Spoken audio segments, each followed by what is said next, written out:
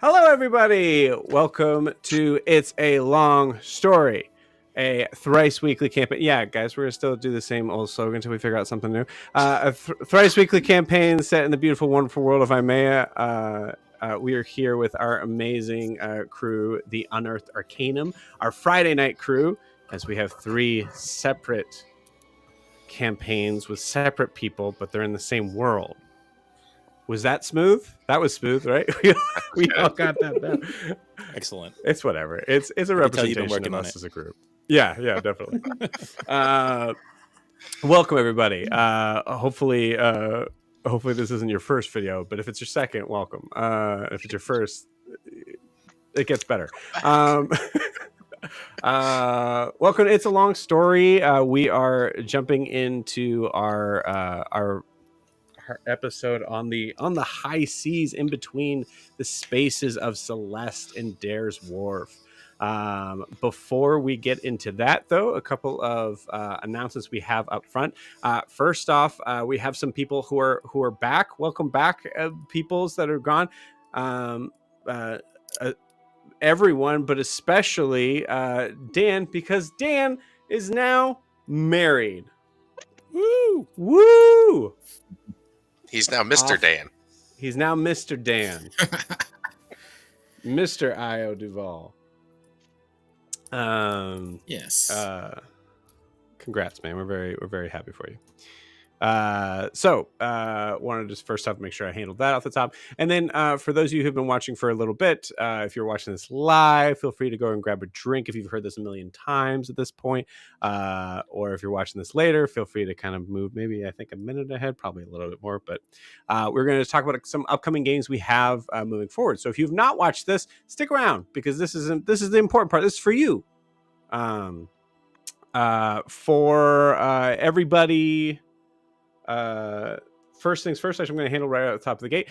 We are now in October, which means Halloween, because Halloween is all of October and admittedly for me, most of November. In celebration and representation of that, we are introducing we're introducing a drop-in, drop-out mini campaign. It's going to be a 3-month campaign set in a new supplement, a D&D 5e supplement by Monkey DM that is called Steinhardt's Guide to the Eldritch Hunt. So if you are fans of the like gothic horror, Jack the Ripper, but like extremely heavy on the like eldritch sort of side of things, if you're interested in playing, if you've been playing D&D for a while and want to play something kind of like new and crazy and overpowered, there's one new class, there's a bunch of new subclasses, there's new feats, new spells, there's new enemies, there's a whole new madness system. Did I miss anything? There's new races. So a lot of cool stuff. So if you wanted to play in that, whether if it was just for like a session or two, or if you wanted to try to join us throughout the campaign, I imagine it'll probably run up into December, depending. We honestly need a couple more people to even be able to say for sure on that. So if you're interested at all, we're going to be putting a link in the private chat as well. The live chat to be able to check that out. And if you have any questions with this and any other session that I'm about to talk about, please feel free to message me on there and get in contact with me and ask questions. It's always good to ask questions. So we'll be posting that here once we have the recap going. The other two sessions that we have, first off, so we are in our third campaign in the Tales of Imea world, as a homebrew world that we have, very much into the high fantasy, somewhat gritty. You'll see as we kind of move along here. But if you're interested in joining our crew of crazy misfits and peoples from all over, we are actually including a fourth campaign in the Tales of Imea. So you will be joining with this group and two others in the same timeline, in a place that is just a little further south, what is south of South Imea, in a place that is just currently just being called the Isles. So if you're interested in joining in and doing some really cool nautical shit with cannons and fighting monsters and other ships and tropical stuff and treasure and other island stuff, don't worry, I have ideas. I just don't want to give you any of them right now. Please feel free to join to check that out as well. That'll also be a link that'll be put in here, and feel free to jump in again, just to even ask questions, just to kind of start a conversation and ask about it. And then last thing is a couple months back with a few members of the people that we have here, we were running a Candela Obscura playtest in another homebrew setting that is called Shadows of the North Shore. So if you're a fan of cosmic horror and like really high RP stuff, especially in the like cool sort of Edwardian era we had, so like turns such as 1901 in Salem, Massachusetts, and around about the North Shore area. If you want to check that out, there's 3 episodes that you can go and check out. But also, we are trying to put in a full campaign of that. So if you are wanting to get involved in something like that, same idea. We'll be posting a link in there as well for you to be able to check all that out. So it'll be a lot of, excuse me, just fell over, new chair. If you're interested in checking that out, feel free to jump in and say if you have a quick question, you can always even just ask me in the private chat as well. But is there anything I missed? It's a lot that I have to say.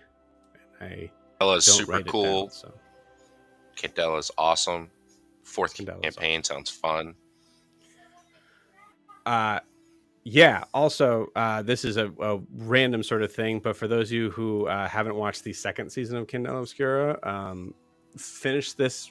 If you're watching this, finish this first, but then go watch that, because holy cow, that has been going amazing so far. The first season's been amazing, second season's been great. Yeah, that's worth checking out as well. All right, cool. So before we jump into tonight, we have, I believe, Kiki doing the recap of where the Unearthed Arcanum left off. Kiki, take it away. So last week we started at the beginning of combat in the hull of the ship. After fairy fire was dropped, Siobhan ran away in fear and got slammed against the wall, and everyone rushed downstairs. Combat ensued for quite a bit as we attacked and were attacked by a poltergeist who was very upset among some of the crew with the ship being set on fire repeatedly by some of our crew. After a while, we began to realize that concern was with the ship being set on fire, and Nilani, Alistair, and Siobhan, who speak Elvish, heard the ghost call out. Unfortunately, Al was distracted or something and heard a completely different word than everyone else.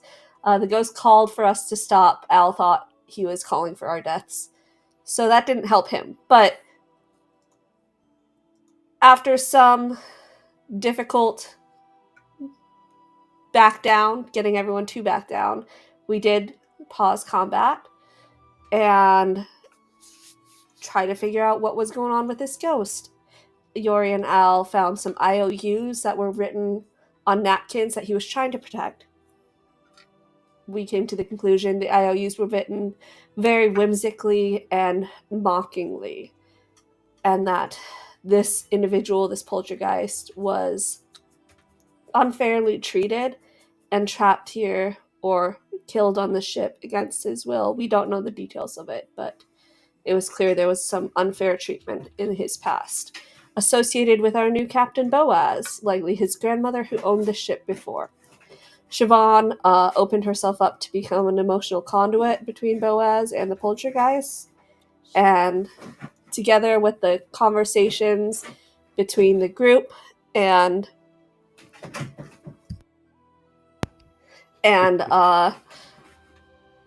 the poltergeist reacting to what the group was saying, they figured out that this mirror has some limited transportive capabilities, the mirror they found down in the hole. and it revealed to them Little Nest, which happens to be where Siobhan is from, and also appears where this ghost was from.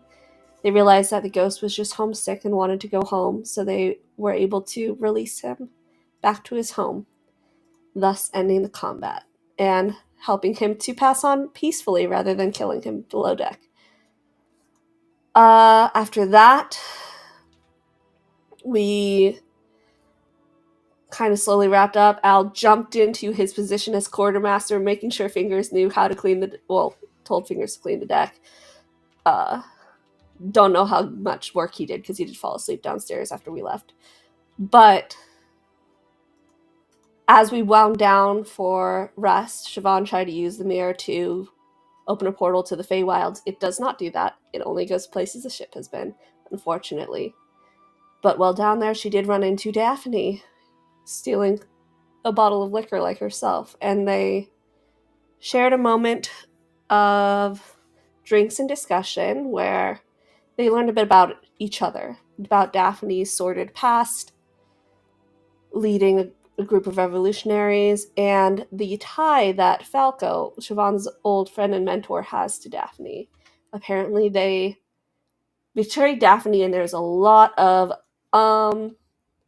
not good feelings towards Falco on Daphne's part. But Daphne did also tell Siobhan about why they're going to Dair's Wharf, and it is to search for their friend, another changeling, in fact, called Missing, who they believe is in trouble in Dair's Wharf. And together they decide they will try their best to work together to help not only find Missing, but maybe Daphne and Missing will stand against whatever Siobhan's going to face in Dair's Wharf. So I think that's about it, unless I missed anything. That I can think of. Anything else, guys? I had to jump in and out, so. We leveled up. Oh, we leveled leveled You up. all leveled up. Yep, you got it. Actually, I guess this is probably. Go ahead. I was just say, and we actually got out to sea. Yeah, we did. You That managed to too. get out to sea. We moved ahead in time in some capacity. Yeah, actually, this is a good point. We never actually really do this as a part of it. Maybe we should. Why don't we just go around and say what we just leveled up as, I think, and feel free to kind of just have this be an open sort of space of saying, like, here's like these are the skills or the spells that I picked up, or just an idea of maybe even just saying I leveled up in this because I think blank. Does that I sound like good that with a everybody? lot. Yeah. Yeah. Mitch, Gotcha. what do you think? Cool. Mhm. Awesome. It sounds great. He's like, I didn't level up my character yet. That was That's so my good. best That Mitch. was I'm so sorry. good. Yeah. Mitch, Amazing. you all right, dude? What's going on? Ah, All right, I understand. I get it. For anyone who's only watches the first time, Mitch is the box that's not here right now. Okay, cool. Well, let's go ahead and we'll go around and do that. We'll start with Alistair. What did Alistair level up in? I stayed Artificer, so level 7 Artificer. There's no other class that he wants to get into at the moment, so we're staying straight Artificer. But I am super excited because Flash of Genius, which I'm going to use up as quickly as possible every chance I get. I've been so excited about this for so many levels. I've got several different ways that I'm excited to RP this, and that's what I'm looking forward to. Awesome, fantastic. Gwen. Another level in Warlock. Switched out a spell I took and had never used for something that will be more useful given a couple of our party members' current emotional states going into combat often. And then a spell that I've been looking forward to since the beginning, and that would be Tongues, because Gwen just likes to talk to everybody, and now she really can. Yes, awesome, very cool. For Yori. Hey, yeah. So I took my 6th level in Fighter. I really was kind of conflicted about it. I because I want to work on the whole bard aspect of the character, but there was something I wanted to pick up there. So actually, some of the other players and Joe helped me develop a kind of a new grappling and throw system, just a little simple system we can use for that, because the feat I took has to do with grappling, and I'm going to throw people around. Yeah, you are. So That excited. sounded crazy, Jess. I know. Yeah. Oh, Where'd he go? Oh no! That was that It was so crazy. crazy. He disappeared. well, I mean, we could go to the next person, I Yeah, suppose. Kiki. He's back. Maybe. Oh, sorry. Was that me? That was probably me. You guys see me now? We Yeah. see Yeah. you. Yep. Yeah. Cool. I fully wonder if it was because I was trying to fix Jess's banner. I don't know why it looks all scrunched up, but we'll leave it because, all right, computer, I get it. Well, it looks fine on my end, so. Yeah. It does. Cool. Yeah. Okay. Sweet. So you were again. Yeah. Okay. We finished all that. Let's go ahead and move on over to Siobhan. I took my second level in clerics. That's 5 rogue, 2 cleric. And I took the spell Shield of Faith for some of our squishier compatriots who You. like to get up front in combat when they don't have combat skills, Alistair. You were the I squishy feel one. like you go into I am not the squishiest. I have high AC. I just don't have a lot of hit points. Awesome. Very cool. And finally, Io. So Io took another level in Sorcerer. I was really debating on this, but I mean, after some discussion, I was like, honestly, with what just happened with his patron, I think he had a little bit more of an epiphany with his psionic abilities. So now he has abilities to use sending and slow. So definitely looking forward to seeing how that's going to be useful for him both narratively and just obviously mechanically too. Cool. Awesome. Sweet. All right. So we'll say as we are, we will now finally dive in. Let's do it. So jumping into our ragtag crew of sailors, somewhat. I think so. Moving from our morning of setting sail, I think what we're gonna do is we're going to we see from the camera's sort of view a true bird's eye view, a seagull's view, if you will.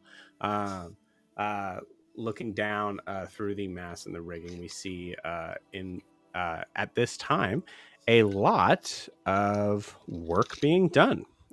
We see figures above deck, kind of running around. Tying things off, pulling things up, scrubbing decks, fixing hooks on hands. A lot of busy work, because I think the reality is that when we were looking at this ship is very big for the very small crew it has.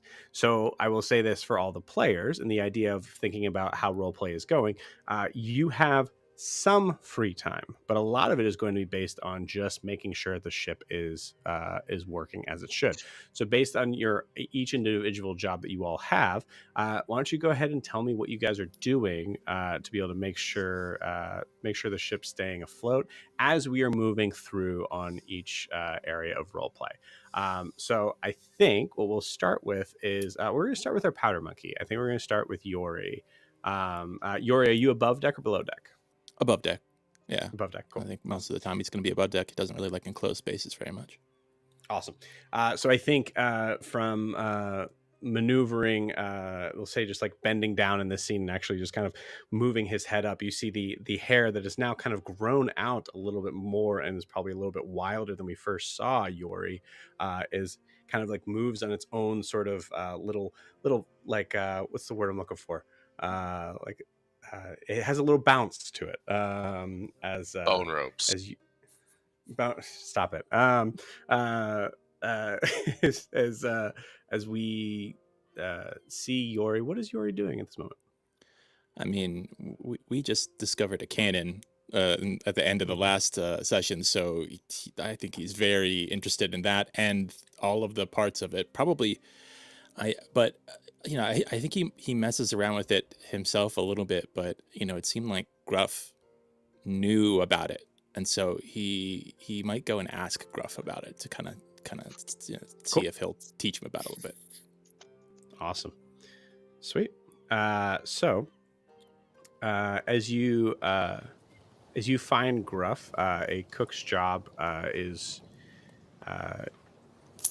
extremely important on deck, but is not something that will be happening all the time. So I think in the most part, he will be in his off time helping out above deck. So he's pretty easy to find.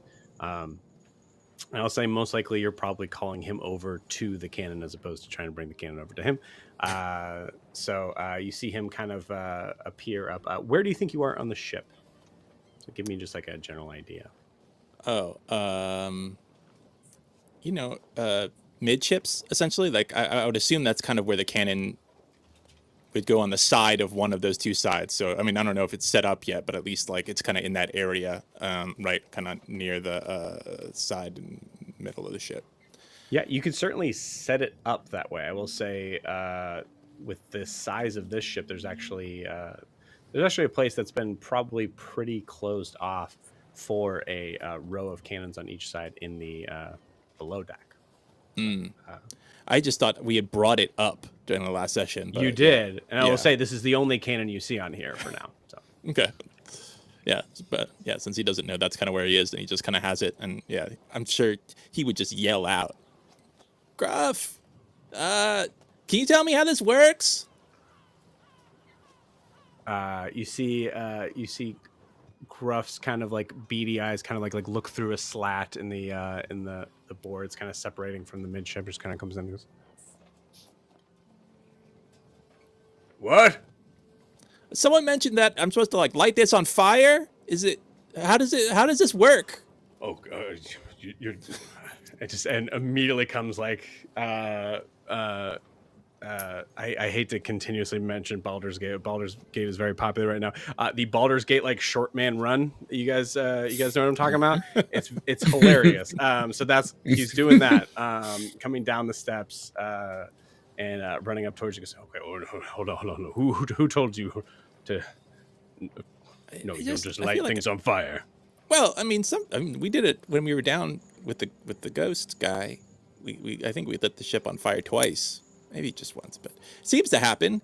The ship was fine, but I think there's something about powder and like you light powders and then they tend to like light up, but I don't know. Is it like the tube sprays fire or how does it work? If I show you how it works, will you listen and not light it? Yes.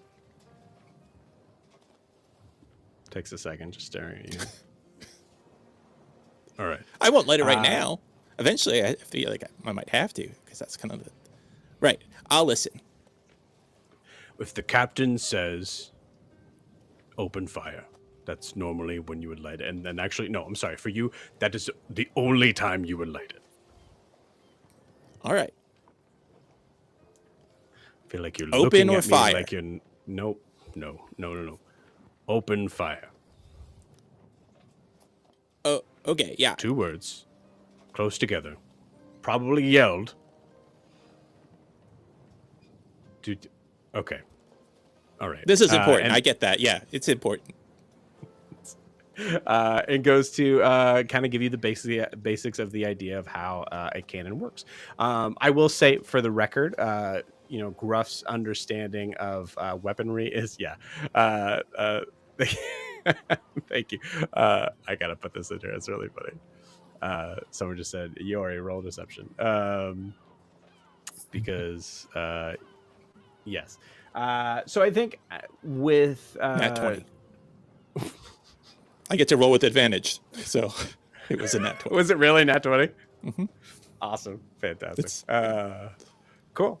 So yeah, as you're watching Gruff kind of like walk you through how the I'll give you this with the net 20. As you watch Gruff kind of walking you through how the explosion of the cannon works and how the very, very, very basic alchemy of where this goes and where the gunpowder goes and yada yada yada. You can kind of tell even in his terminology that he is not well versed in this. He knows he probably has fired one before, and that's about it. So he kind of he's using a lot of terminology that probably is like, well, I call it this, um, but it's not very clear. Right. But you do feel like it's enough to understand.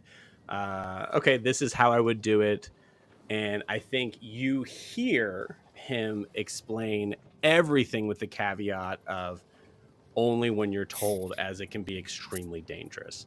Right. So for Yori's perspective on what is extremely dangerous, that's completely up to Yori. But yeah, I think eventually. Was there anything else you wanted to do in this moment? No, I think that was pretty much it. Yeah. Cool. I think, yeah. Awesome. I think eventually there is a certain point in time where we see a tall, thin man walking past them, most likely probably holding onto like a clipboard or something. And Gruff immediately kind of looks up, picks himself up, bad knees. You can hear the aching. Sorry, Mr. Quartermaster. Yeah, Uh, yes, Gruff. just I know it's not my place, but Powder Monkey doesn't know what a cannon is. Perhaps you could enlighten him. You seem to be smart. You don't look like you're doing anything. I'm sorry. What was that, Gruff? You seem like a smart man. The second part of that. I was saying my feet just feel like they don't want to do anything. Did you manage to get the potatoes peeled? Yeah, no, I'll do that now. It sounds like a good excuse. Yeah. Before you leave, quick question. Sorry, Gruff. You you sail on a lot of boats. Do you do tattoos?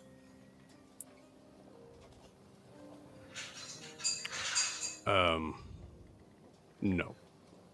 Okay. All right. Yori. No, I don't do them either. No. Yep. Gruff takes that moment to walk away. You've never seen a cannon before? No. I didn't even know this was a cannon, or what a cannon was. I mean, I've seen powders back home that it can light on fire and whatnot. A lot of powders tend to light on fire, but I didn't know, what this black powder, the monkey powder, is. Okay. I'll reach. I'm assuming you have a bag of black powder. It was like I guess they were all kind of together. So yeah. You would have all the materials together, yeah. Yeah. So like a I bag think, there. I think I'll take a little and make a line on the railing of the deck, praying to God that the wind is not too bad right now. Just make a line of black powder on the rail. And okay, you still have your flint? Yeah. Cool. Start at one end and just kind of spark that. Okay. Just down the line. Oh. Yeah. So you pack a whole bunch of that. Usually about an ounce is equal. An ounce of that powder to every pound of what you're trying to shoot out. How many? So, How many potatoes would that be in ounces?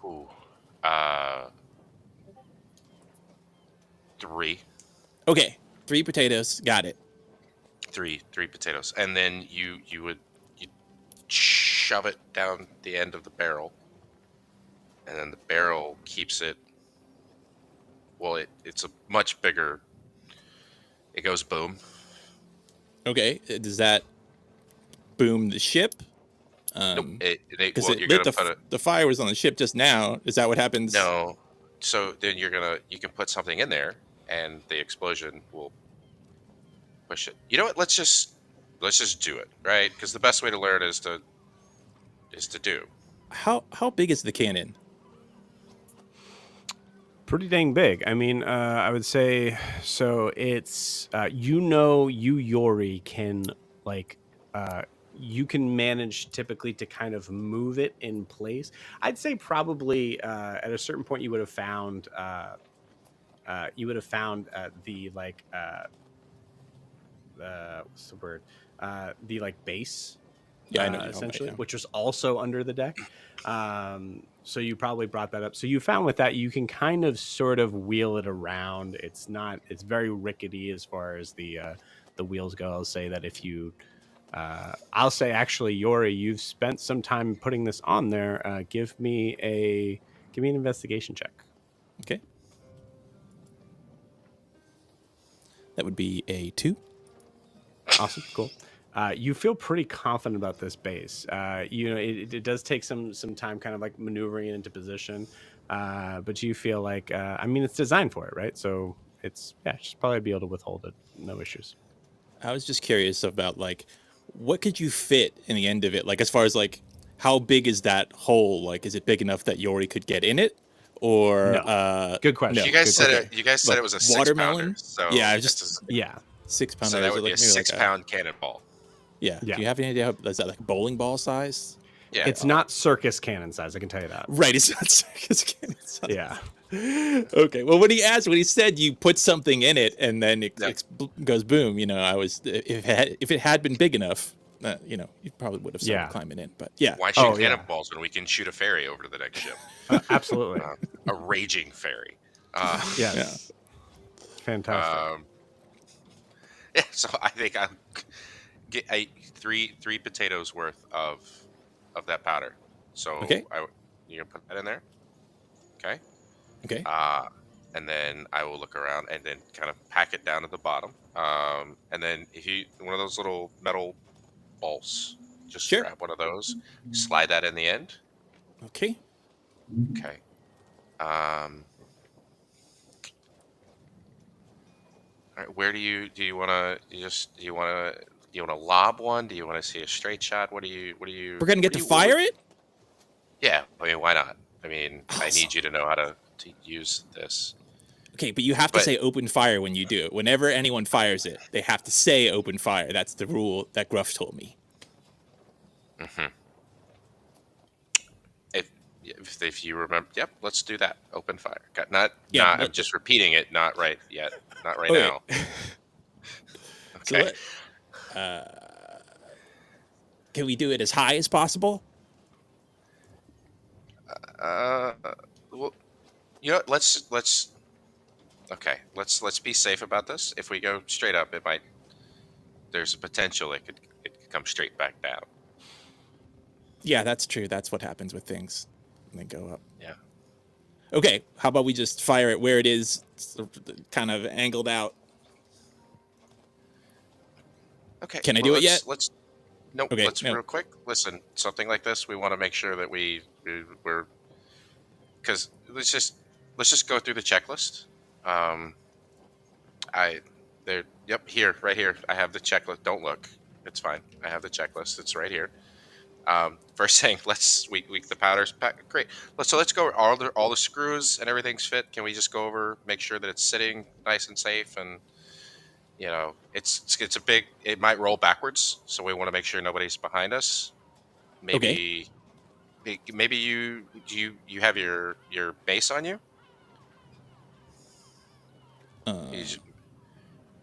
My base?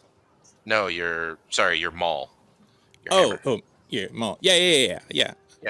Let's just slide that under the wheel, so if it doesn't go flying backwards. Okay. And then can I take a minute, make sure that it's sitting safely on the space? Sure. Give me an investigation check. I don't want to die. Yet. 9 plus 8, 17. 17. Okay. Cool. You see Yori. First off, I think one of the things that is, I think Alistair feels like he has to be probably the bigger brother here because I feel like Alistair also really wants to see this thing go off. But seeing that Yori is like itching to like technically you said open fire, so I could light it now, but I'm not going to because I think I know when you wanted me to say so there I think there's a little bit of that going on. And I'll say with a 17 your face falls a little bit as you really kind of look under the base and recognize that there is a very good chance this thing will fall apart as soon as something heavy is being launched from it. Just the base in particular. The cannon's most likely fine, but the base, I mean, mechanically speaking, the base there's a 90% chance that base is going to fall apart and that thing will crush into the deck. Not to mention possibly go flying somewhere else.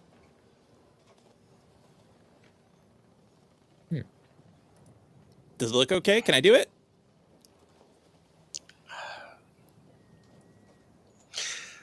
Do you want me to hold it? I get to just hold it. Were there? I'm sorry. Did you say hold it? Yeah, I could just hold it. I think I could probably even lift it. In, not like this, but when I'm bigger, I'm pretty sure I could probably lift it.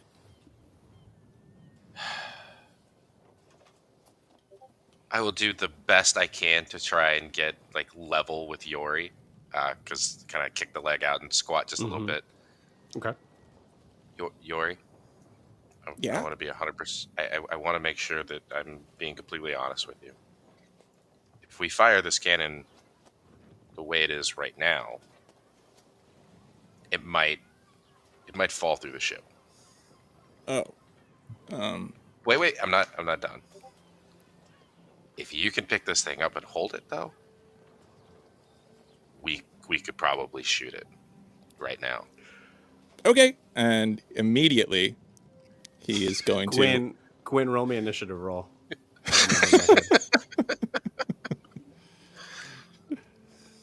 He's going to use Giant's Might to turn large. Okay. And then... Roll the 13. 13? Not enough. Yeah.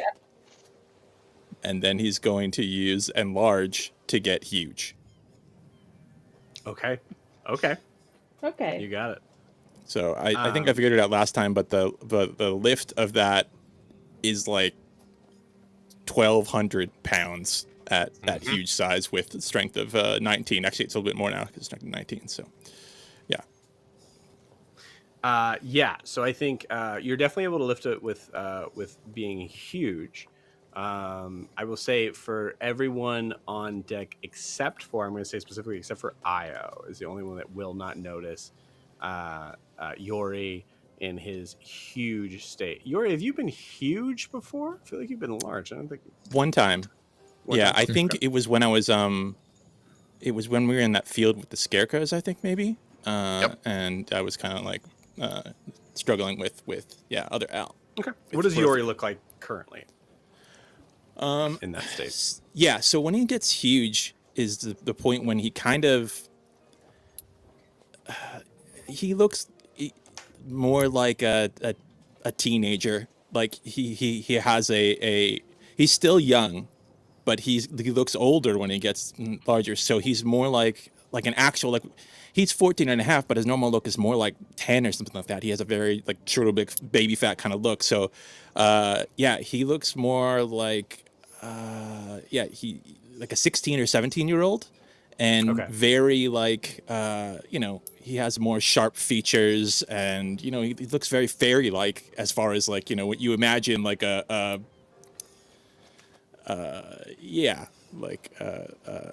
red-headed kind of. He's good looking. Yeah, he looks good. Just say it. Yeah, Himbo. He looks good. I don't. It's just Yeah. You just see every sailor on deck just drop their things. Just wow. Okay. No. Okay, cool. So as you make yourself large on deck, I will say, Gwyn and Siobhan, and assumingly Nalani, but Nalani is going to be spending most of the session here up in the Crow's Nest. Both of you, from wherever you currently are at, unless you want to tell me otherwise, do notice Yori's head, like just probably at least where you are. If you're higher up, I'd say you probably see the tuft of red hair, a little bit bigger than normal. So yeah, I think all of you see this. I will say, I will give this moment for both Gwyn and Siobhan to do a reaction, because I believe your movement to go from large to huge would be a level of a turn, we'll say. Um, I think Gwen is actually just going to get up to where she can see what's happening a little better. And Okay. she knows intellectually this is probably not the greatest idea, but Sure. she is friends with Alistair for a reason, and that's Right. gonna happen. Okay. Scientific experiments. Okay. Cool. So you just we'll say in this moment, as we kind of come up to Gwyn, the red tiefling. What is Gwyn currently doing? I'm posting this in the chat too, but I'll also say feel free to let me know, because apparently I don't remember everybody's thing. What is Gwyn's position on the ship? Alistair decided she was gonna be the carpenter. So Love it. yeah. This So ship is not in perfect condition, so there's a lot of orders in front of you. oh great. I think that she has spent the morning doing a thorough investigation of the ship and marking down what looks like it's not going to, be seaworthy for very long. I don't, with this is a technical question. With Sure. borrowed knowledge, does that work for like tools too, or just like sleight of hand sort of skills? I mean, if it doesn't, I would say I would definitely allow it. I mean, that's a step down from what I mean, it's it just designed says for. So, choose one skill in which you lack proficiency. yeah, I believe hand wave. Yes, you could absolutely use that Okay. for that. So she definitely go. has cheated, found herself a pair of carpenter's tools, and I don't know, maybe borrowing the knowledge of whoever used them last. Now has proficiency for an hour at a time with carpenter's tools. You got it. I'll say this. Go ahead and roll me an investigation check, and if you don't already have proficiency in it, go ahead and add that in there. Yeah. And it's a low DC because of the time you're probably taking to do that. Oh, that's good because I rolled a 9. So that would be a +5. So 14. Cool. Okay, great. Yeah, that's not bad. So we'll say it takes you about a good half of the day. I'll say you're just at the point now where you are checking out the areas probably up near the helm of the ship. So you're probably right at right about where the wheel is, the captain's wheel. And just kind of making a note. I'd say actually, here's what I picture in my head. Because in this exact second, there's a couple people that would be helmsmen of the ship. I think actually we had now that I'm remembering, I believe Siobhan might have been a helmsman. Someone correct me if I'm wrong. I don't think we ever actually. I don't gave know Siobhan. what a helmsman does. No, we said that Siobhan was passenger. That's Okay. what we ended up with. Gotcha. I'm the Okay. VIP. It's I cleaning think with is what. I think maybe with yeah. Io we said navigator / helmsman, but Yeah, I Io think is that makes definitely sense. in the captain's quarters for this. So that's okay. So we'll say that there's a we'll say in this regard, because noticing that there is not a helmsman on the ship at this time, you see Donovan Clearwood is actually has been kind of trying to meander around, has been asking the captain every so often, is this the right direction? The captain is not currently here, and I think there's a moment of just a little bit of hijinks where where Donovan kind of walks away from the wheel to kind of come over to the side of the ship to yell down to the captain once more, just want to be sure this is where we're supposed to be going. And at that time, Gwen, you're inspecting the ship. You're trying to make sure that everything is working well as it should, especially everything that is wooden, right? But also things that would be mechanical and made wood. So at this point, Gwen, you're just turning the wheel, just trying to kind of just make sure that everything's where it's supposed to be, right? Cool. Gwen, give me a Please let it be survival. yeah, give me a survival check. Oh, yay. That's a 4. Fantastic. Awesome. 6 mice. Love it. So you turn it, you're kind of like, you're going back and forth, and you notice that it kind of like, it seems to fight a little bit on a certain area, like where it's at. So you actually have to kind of like push forward to it. You're able to kind of give it a little bit more and push it. And you go, okay, cool. So we're able to get there. And you leave it in that position as you, at this moment, get distracted by Yori becoming huge. Yeah. She would definitely set herself up so she has a good view of what's happening, but out of any possible path of a cannon going off in her direction. Okay. Cool. Awesome. So we'll allow a bunch of checks. Nope. Okay, cool. Donovan comes back to the wheel and just says to no one in particular, you're pretty much the only one who hears, all right, looks like we're going the right way. So many stay forward. So does not move. Does not check the compass. Doesn't, just stays right where it's at. Just that he doesn't change anything. We're going fine. Yeah, everything looks fine. Everything's fine. Everything's fine. Cool. So Yori, you've been given an audience. I'm gonna say, Siobhan, give me an initiative roll.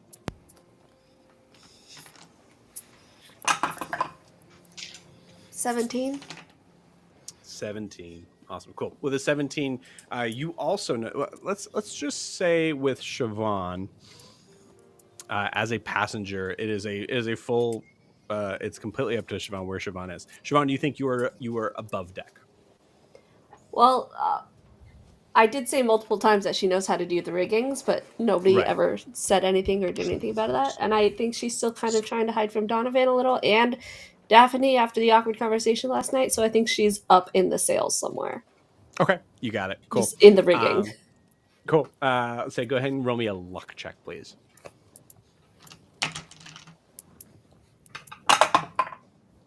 18. 18. Cool. With an 18, as you were checking on certain things and just kind of like making sure things are tied where they're supposed to be.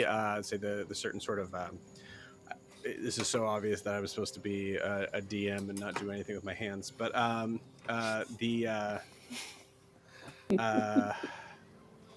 simple machine that I'm thinking in my head that I cannot explain. You're making sure the rigging is looking fine, and so far so good. No issues. Police? I would say. Yeah, I guess so. Yeah, I guess a pulley. I was thinking of like the idea of like there's a wheel and there's a rope that goes from one angle to another angle, and it has That's a that pulley. wheel to come with that. Pulley. Yeah, there you go. Yep. Someone buy me the School of Rock episode and send it to me so that I learn how it works. In D&D, you can get a block and tackle, which does the same thing. Mm-hmm. Perfect. Yes, then we'll do that. Listen, it's my game, it's my homebrew world. It's called a circle and a wall. It's called a circle and wall in my game.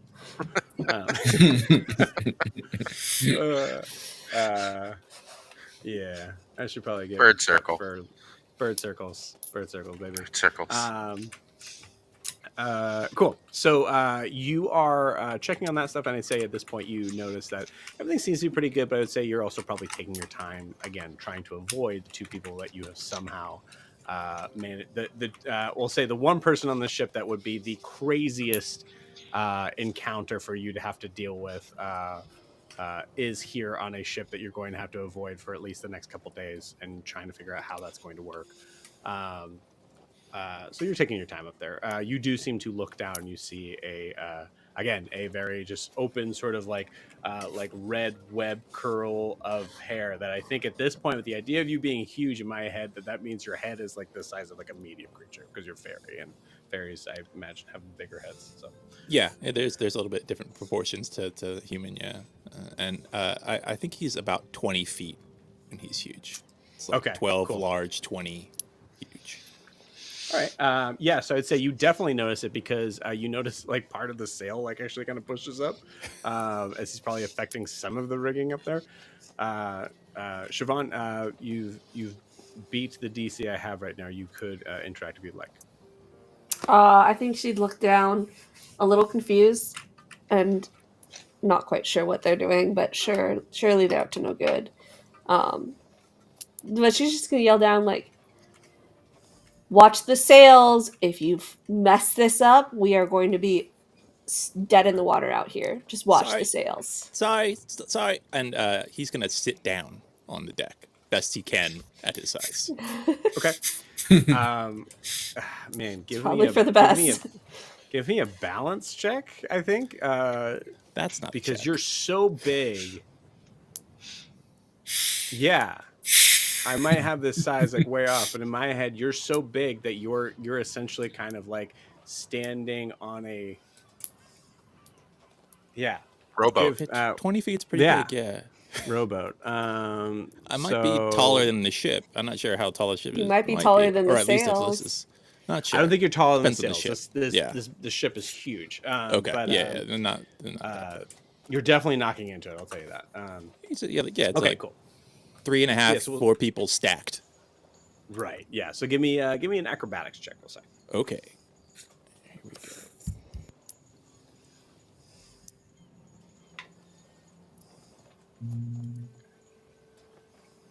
That'll be a 20.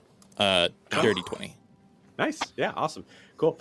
You managed to. I'd say you are used to probably in a very like in a very childlike and also like just kind of like you're a small fairy. You're usually small, so gravity affects you differently. There's a moment in time where you're wanting to be like, I can just jump and just plop down. Like small jump to plop down. In this case, you start to think of that, and then you just decide, okay, cool, one leg under the other, crisscross applesauce, and you sit down. Also, yeah, no big effects of the ship, except you do feel, I'd say Siobhan, especially up in the rigging, you look up and Nalani seems to have like woken from his meditation stupor that he was in, kind of like looks down also, as up in the rigging it seems to be affecting more. But nothing that is dangerous. His weight is also lighter as a fairy in general. There's sort of like a lightness to him, so he can fly and also those things. So, but he's still much heavier than he was at huge. Than I think he's like 30 pounds at his normal size. So, yeah, he's just a little. He's still okay. Heavy. That's fair. That's good to know. Cool. Yeah. Awesome. It looks like you've been given the green light by everyone in your party except for Io.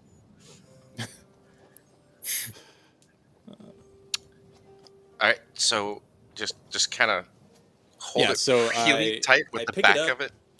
Kind of try to. You know what? I'm actually gonna try to put it more like in my lap. Like, There you go. Okay. Yeah. Oh.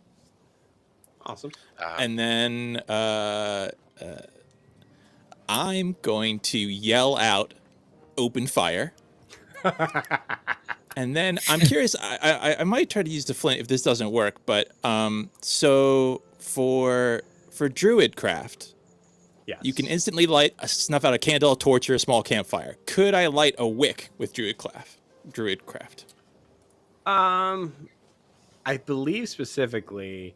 Let me just check to be absolutely certain. They were saying you can't start a fire. Well, no, it's light or snuff out. You can instantly light or snuff out a candle, a torch, or a small campfire. Okay, yeah, sorry. Yeah, I just read the snuff. Yes, absolutely. That is a wick. Yep. Then he just sort of puts his hands right up to the wick and snaps and sparks and lights, and then we'll see what happens from there. Awesome, cool. Where do you aim it? It is just I would have aimed told you outward. to aim at the sun. Aim at the sun? What time is it? I would have. It's like noon. That would not be a good I was idea. thinking like mid-morning. Oh man, I was thinking it was mid-morning. I'll give All you 11. I'll give you that maybe. Straight out to the horizon. He's just he's aiming like that outward. It's really Yeah. it's probably at a 45-degree angle. You got it. Cool. And sitting in the middle of the ship. I'll say this. Let's keep it simple. Go ahead and roll me a survival check. That's always a good check to make. All right, here we go. 9. In that Cool. split second, as that wick is going down, no one sees this, but you feel like you have, like Alistair has put his hand on your shoulder and is just kind of steadying you. You feel you feel that warmth that you felt before when he's been there, like to help you out with something. You feel that hand on your shoulder, even though you are large, and you can add +5 to that roll. Good. That means it's a 14. Awesome. Above Okay, average. cool. The DC was 10, so that's fantastic. Very cool. So yeah, Teamwork. you've done everything that you needed to do there. I think you did all the checks and everything. You are huge. You noticed the problem. You picked it up. You sat down with it. You fired it in the right direction. Yeah. So after you see that wick kind of going down, just in anticipation is coming all the way down to it, and then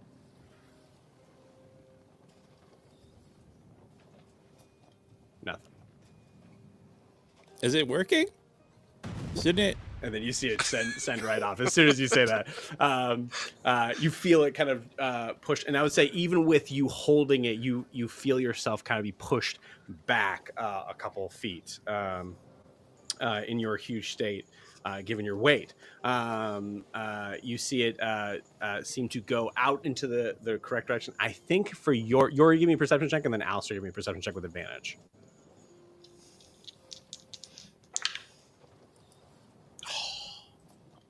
17. 22. Okay. Nice. Awesome. Very cool. You both managed to pass this DC, which is great. So you're amazed by the explosion.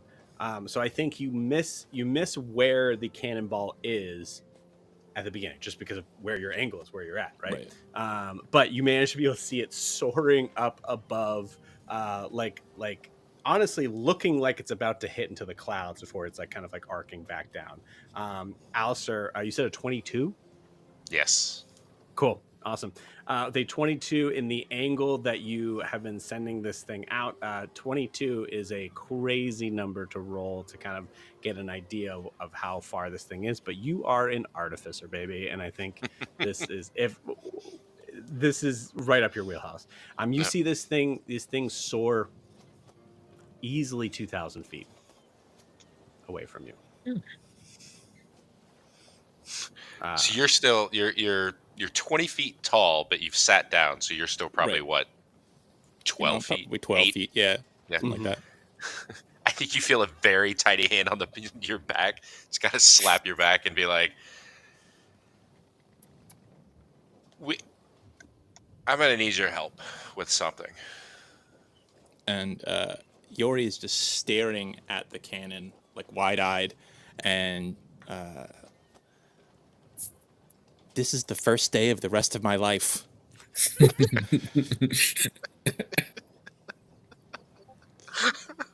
Oh my gosh, yes. Are you saying that as you're shrinking back down, or are you going to stay in that form for a minute? He's gonna he says that like reverently with the cannon, then kind of tries to put it back down, where it was, either on the the base, or if the base is completely kind of messed up, then maybe just even on the deck. And then he flips back to normal size in the air, so that and then he sort of flies back down a little bit. You got Glides back it. Give me a sleight of hand check as you carefully place this cannon back into the base.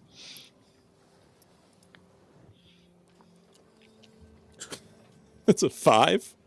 Cool. Okay, Alistair, so as he's putting it down, Can I tell you the DC's 15 because I really wanted this to happen? Oh, okay. All right, so I'll say save that. But yeah, because I think fully, like, I should have probably just made this be a luck check because I think Yori is aware this thing wasn't going to work being fired from it. So I think Yori is trying his best to like kind of like place it carefully back into place. But you're huge, and you're also in the process of like coming down, I think, at the same time, maybe. So you're kind of focusing on a lot of things, and you just managed to put it a little like a little front heavy in, and you see it kind of like teeter up, and then the butt of it come down, smack into the bottom of it, and crunch through crunch through from the wheels. You see both back wheels actually just, and then just roll off. Carpenter? Oops. I don't think we need it. It's fine. Out of curiosity, do you walk over and say that, or do you yell it from where No, you're I'm at? shouting it out. You from where gotta yell it. You gotta yell it. That's so good. Totally yelling it. I would. Can you just come here real quick? Yeah, she comes over, and as she does, because she has the glamored armor, she looks like a carpenter. She's got overalls on, like little belts. Nice. Like she's taking this seriously. That's awesome. I On- can fix. On you know Just on holding up second. the wet. On second thought, why don't you take this, and I will hand her the clipboard. As you oh my gosh, that's so fucking good. As you hand Gwyn the clipboard, you see the captain burst out of the quarters. You see Io kind of just behind him.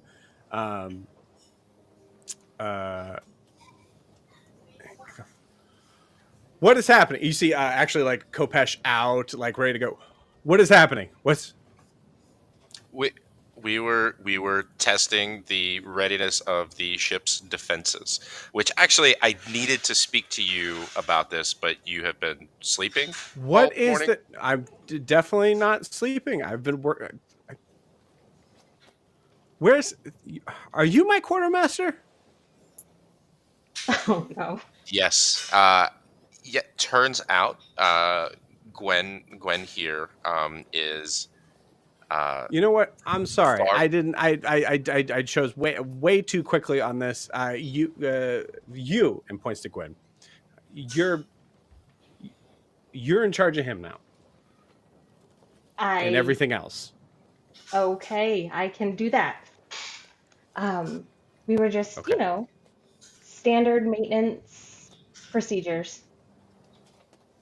Have So to make you're sure- okay with what just happened? Is that what you're telling me? Well, I'd rather find out it's broken now than when we need to use it again. Roll a persuasion check. In the background, you see Yori and Alistair slowly sliding the cannon Just back like- towards them.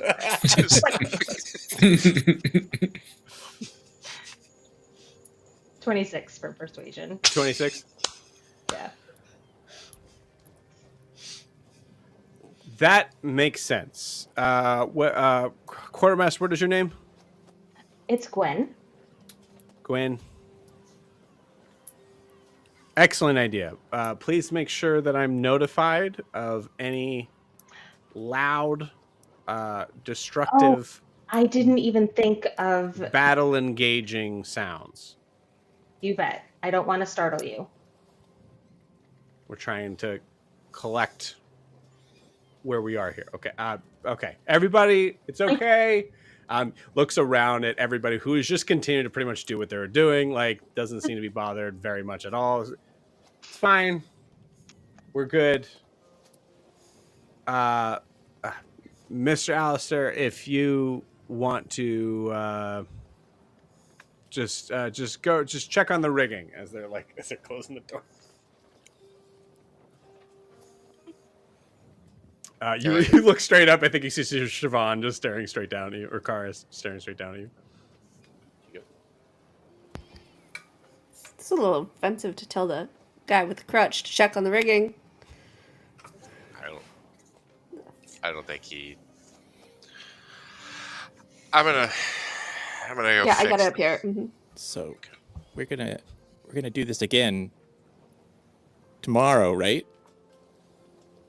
Yori, we're gonna do this at least once a day, every day. Yes. I'm giving space because I want to make sure that Kiki somehow finds a way to pinky in the brain that for social media. We're gonna do this Taking every this day. every day. What are we doing today, Yori? Yeah. We do it. Yesterday, Saying we do every day. firing the cannons off. Oh, I love it. Cool, awesome. I'll say before we switch over to Io, Siobhan, from your perspective here, you have pretty much like a straight shot of like looking at pretty much everything above deck that you need to. Go ahead and give me a perception check. And also feel free to let me know if there's anything specific that you're looking for. Okay, let me think about that. I don't think she's looking for anything specific. She's just keeping her eyes out for the group. Okay. Which is good because that's not grand. That's a total of 10. 10? Cool. Awesome. Mhm. As you were looking around, you were trying. Oh, whoopsie daisy. You were trying to kind of gauge where everybody's at. You notice that Donovan is a safe distance away, and I'll say with a 10, you are probably a little jumpy as you hear a voice behind you in the rigging. As you hear Daphne go, "Everything okay up here?" Yeah. I mean, the rigging's fine. I don't know about what they were playing with down there. Heard a pretty nasty crunch. Yeah, it's safer on deck when you see the children playing with the cannons. Mm-hmm. Can I just offer some advice? Sure. You could do better. Then this group? No, Donovan. I saw you were looking in his direction. And forgive me if I'm wrong. I mean, he's he's nice to look at, but he's Remember, Daphne, dumb that I as a told you stump. my husband died two months ago? Okay, sorry. Yeah, I just not looking for that reason, no. okay. I just just letting you don't know. Okay, well, thank you. You're welcome. All right. I guess I will. Are you looking? I mean, he's free reign if that's what you're Oh God, looking for. no. That was not. Jesus, no, that was not my. That's a lot of work to go around to try to keep. No, and I mean, if I was worried, I wouldn't be. No, the reason why I came up here is I wanted to. My feelings still stand on your friend. Mm-hmm. And I do want that to be clear, but I felt like I might have been, might have let my emotions get the best of me in the conversation that we had.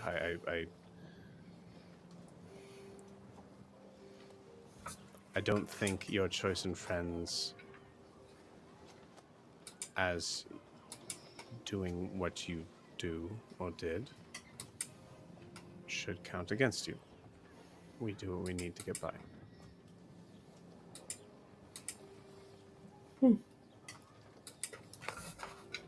Appreciate it. Jesus, are you always this difficult to talk to? I'm apologizing. I'm standing up in the rigging. Do you see that I have heels on? I was trying to switch them out for my normal work. Yeah, shoes. I'm actually but I still have kind my of heels impressed that you made it up here, but on. I know how to walk up in a ship. But okay, this took effort. yes, I'm aware. Okay. All right. Great. Well, good luck staring at people. I'm gonna head down. Why are you watching me? You're the one staring. No, I was looking for you to apologize, and now I'm shouting. I can't help you there. Oh, so annoying. Just walks back down the ship. Cool. Zooming, finally going in through the captain's quarters through a window to the side. Zooming in to the captain's area, we see a very large minotaur slumped over actually standing up, kind of like leaning over a desk, looking at what looks to be a crumpled mess of maps and having various like navigation tools kind of strewn about, most of which are being used as just like paperweights to kind of hold things down, as they've not even been able to be rolled up correctly. Io, you are kind of somewhat peering over the shoulder. You're somewhere in this room. Io, what are you doing here? So what Io's doing is, I think he's probably been at least in the vicinity of Dair's Wharf before, so he's probably like pointing out to the captains like, okay, I think this is the way, and yeah, that's a star chart, so you gotta um make sure the Big Dipper's a little bit under the other Dipper, and um I actually know someone who's really good at reading star maps. But everything looking good to you so far, Captain? I don't understand. Uh, yes. This looks fine. Apologies for the amount of disarray that we have found our materials in. It seems that looks like there's a lot that I didn't know that what the previous occupant was doing with this ship. Honestly, very, very fair. I know something. I know something other about crazy ancestors. Also, we need to confirm something. Okay. Are there Ananas Bay on this Ipshay? No, no, no, Or no, no. was I That just was dreaming something random? well. So, no, Donovan made the suggestion of that, and the Zephyr Zimmer um, kind of nodded in approval, and then started to kind of run off the ship. So eventually, the rumor was that there was bananas on the ship, but that has been handled. There are no bananas on this ship whatsoever, as I'm sure you know, given your. Sorry, you said you were a navigator, so I just assumed that you know that that's bad Yeah, luck. yeah. That like I don't know. Like, wouldn't I wasn't exactly surprised after a rumor like that being even spread that we ran into some issues.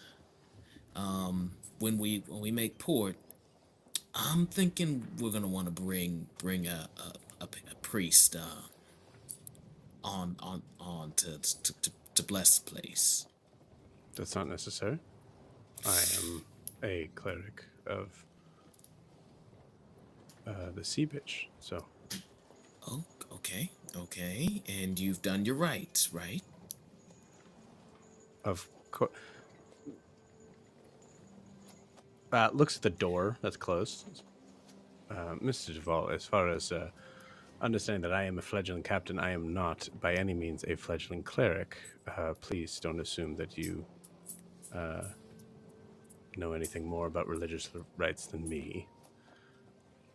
I am aware of things that needed to be handled on this ship and was still surprised, admittedly, and am still surprised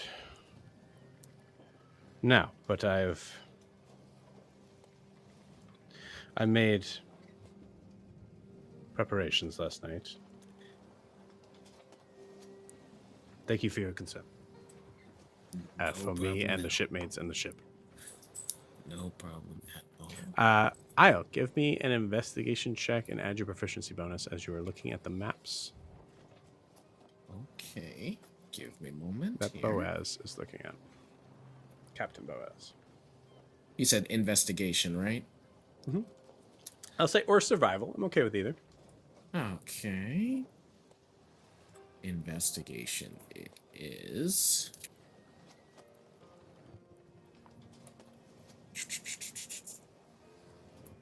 And that is a 15. 15. Cool. So with a 15, what you see is, along with the maps that have been charted out that look like they're most likely charted out by what you would assume to be a previous ship, because there are things that are marked on there that clearly wouldn't be something that the previous, even the previous owner or the previous owner before that would really have marked out, because right next to the map you have a clear list of ports that are visited, and in what order, basically like a logbook. With a 15, you see that this ship has not been used in this ship has not been in commission officially for about 2 years. However, the ship has made many voyages to and fro unofficially. Looking at the logbook and the map, you see there is a lot of sorry, 1 second. There's a lot of activity that seems to have been going up the river past Celeste. Something that the ship looks like it probably wouldn't even be able to do without being potentially dangerous, as the river itself it's big, but it's not that big. The ship has made a couple of stops at a port in Azumare, and from there has spent time going into South Imea, within the ports of specifically Little Nest and further south.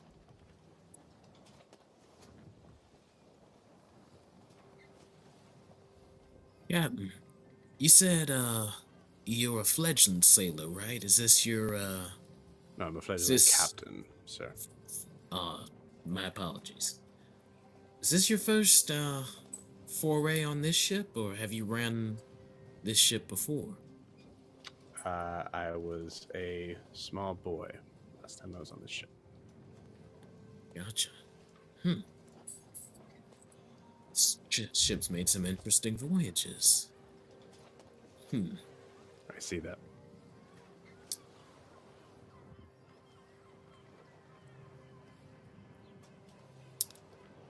I wonder.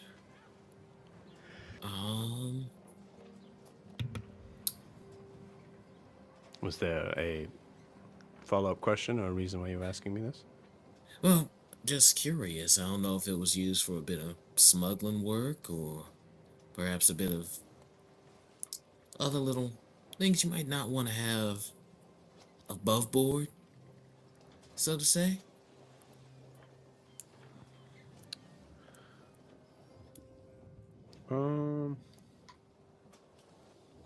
Give me a persuasion check. All right. Actually, I'm gonna mix it up. That is a 24. 24.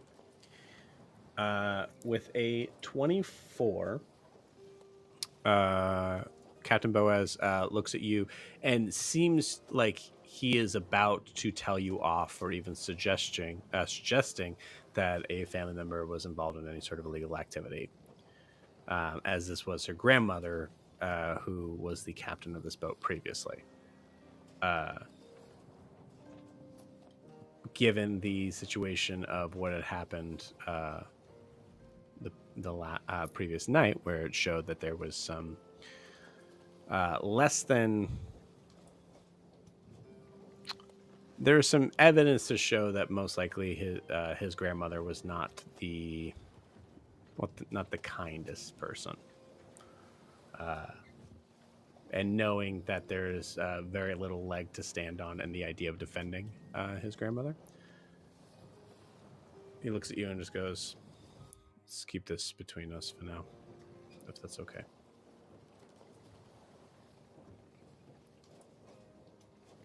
Again, no problem. No problem doing that myself. I understand family trouble. Yes. Can you do me a favor? Can you take the logbook here and just I need you to rewrite it officially, please.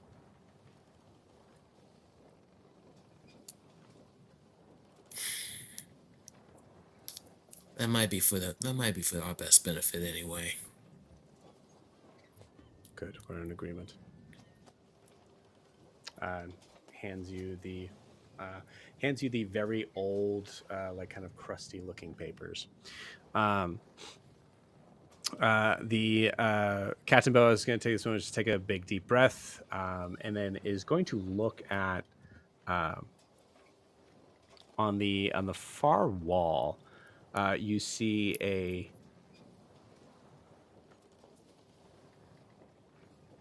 I think actually we'll say it's just above the door leading out. You see Captain Boa is actually looking above it and happen to glance up at it several times. You see what looks to be a map of a place that you are not familiar with, if it even really exists. It looks like it's something that resembles an island, but you're not entirely sure, as it's designed in this very old sort of like rudimentary cryptic markings, and also very much looks like some sort of lizard. So it's hard to tell whether or not this is something that would be just artwork or not. But you notice that Captain Boaz has looked at it a couple times. Let's say even if you were about to kind of ask about that, Captain Boaz just kind of slaps the desk and just goes, "All right, well, time to go be a captain. You can have my office for this for now, as I have not even really made it my own yet, so it still feels strange being in here. I'll check back." All right. Kind of wanted to get my head together too after the night we had. So, no problem, Captain. Sure.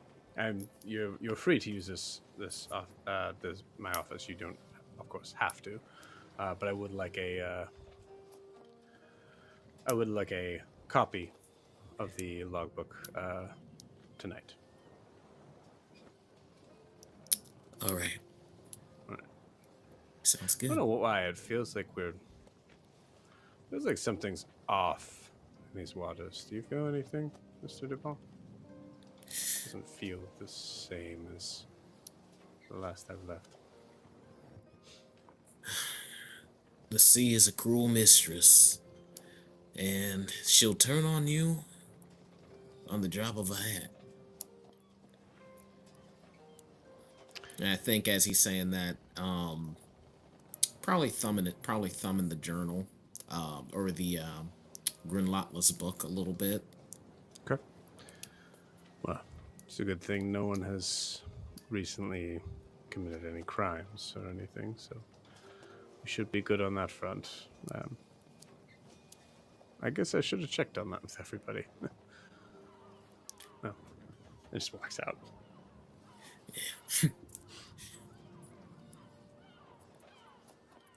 I don't know, as you are working on these pages, I was gonna have you roll for it, but I'm gonna say for now before you roll anything. Um, Looking at the logbook, the logbook is designed to go years and years and years back. So the crumpled sort of mess of papers that you see is equivalent to a book that has like completely lost its binding. So it's pretty thick. There's a lot of work in front of you. Do you get to work right away? I do, but Okay. what I actually start doing is I'm probably cycling through like 2 or 3 different places. Because I'm assuming I have my own little quill, but I'm assuming he also has a quill in his office. What I'm Yeah. actually doing is with his quill, I'm using my telekinetics to do the writing of saying, okay, went from Celeste to Dair's Wharf on this day, that date, and then kind of just alternating, kind of like what would seem like more realistic routes.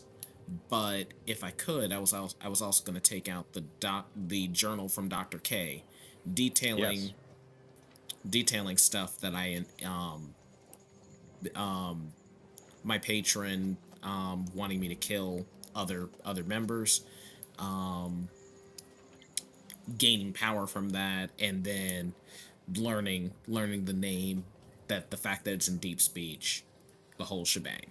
Cool. You're essentially, we'll say, because you're like kind of like somewhat like in a D&D way, you're kind of splitting your brain to do this. You're kind of like Mhm. you're making the quill kind of just copy down randomly on this as you're doing what you want to do first, which is to make sure that you're passing along this information as much information as you can. Mhm. Um, awesome.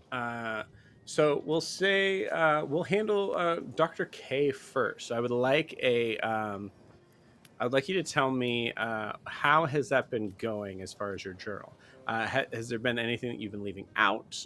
What in what in what context have you been writing most of this in? I don't think Io's leaving anything out. Cool. I however, I do think when we had our little time shenanigans, he did not clearly explain that.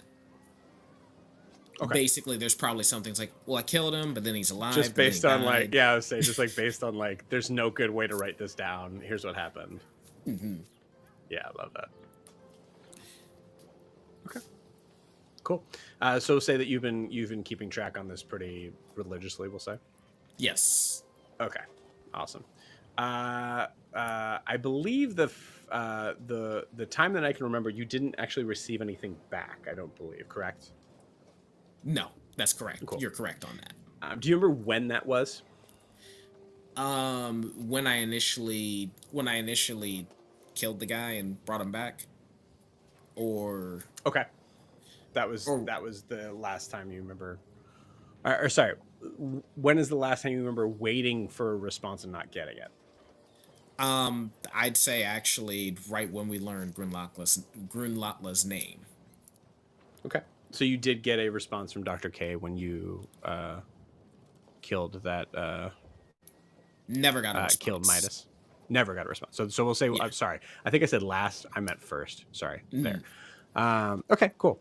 We'll say because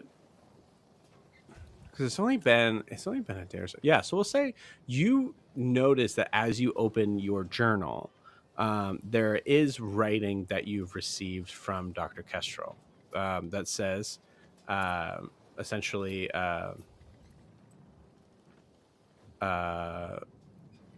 We'll paraphrase for the sake of this for now. Sorry, it has been a few hours since I have responded. Please know that I am paying very close attention to everything that you were telling me. Is there anything that I can do to help during this time? There's nothing on my end that shows any information on a being named Grand Latla at the moment. I am going to continue to keep searching.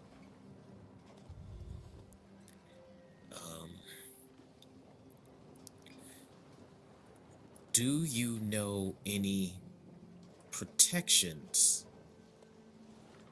against extraplanar beings in general?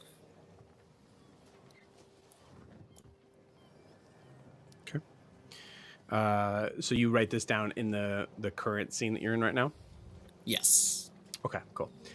You see a response back that is that it looks to be in Dr. K's writing, but it looks like it's kind of like scribbled a little bit faster, as if he's just wanting to immediately respond to you, I think. Best case scenario, make friends with something that is just as powerful. Is there anyone with you that would have access to this power? I know a cleric.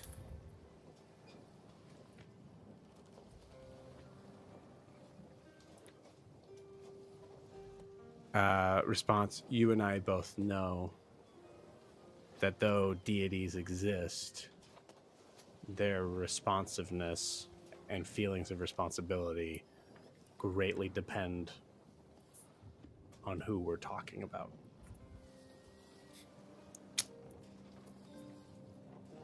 Above board, does the party know who Siobhan worships? Has to Good deal question. with? I don't think we've talked about it. Well, no, she's mentioned. Has she? Have you Nope. have you just said mask even? Because there's a possibility that they might not even know from that. Because That's true. And she is just carrying around a mask, so for all they know, she's worshipping a mask she found in the woods. Yeah. I mean, that's figured not in that far game. off. Anyway. I figured in game, Alistair thinks your mask has some sort of abilities. That it's just the mask itself is a magical item. But above board, Dan, if you didn't know, because I didn't know, Umberly is the sea bitch is a god. Okay, just cool. Yeah. So that's Boaz's. Boaz is also a Yep. cleric for Umberly. Yep, when you said the sea bitch, I was like, I know who that is, but I can't remember the name. Is it bad that I will always remember sea bitch, but I keep forgetting Umberly? Right.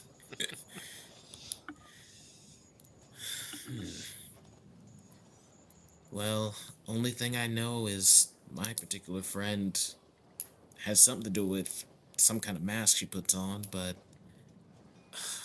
maybe I should get friendly with the sea bitch. I don't know. I don't know at this point. Scribble response. You said she. What about Alistair? I know last we talked, and I would say you explained everything that went on there, right? Yes. Okay. You explained last that we talked that there was there seemed to be a larger being that had haunted him, but they may have come to some sort of agreement.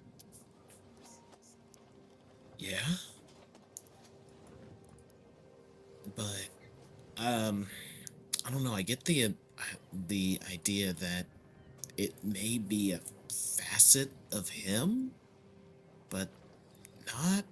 But you think that might be a good ally? Interesting.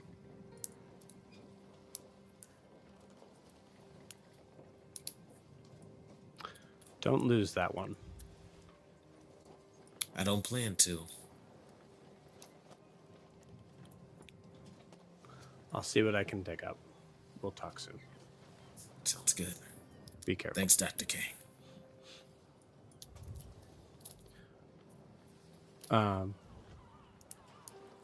say as you were writing this down, you were also absent-mindedly writing for the logbook. This is an odd question to ask you. Are you working backwards to forward or forward to back? So like from the beginning, from the first. Yeah, no, travel I to follow the you. end, I'm thinking about yeah. the question. Because I'd never even thought about it like that. I'd say forward to back, since I think I also probably wasn't really thinking about what was going to be Okay. the smartest way to tackle this. Cool. In this regard, go ahead and give me a perception check with disadvantage. Okay.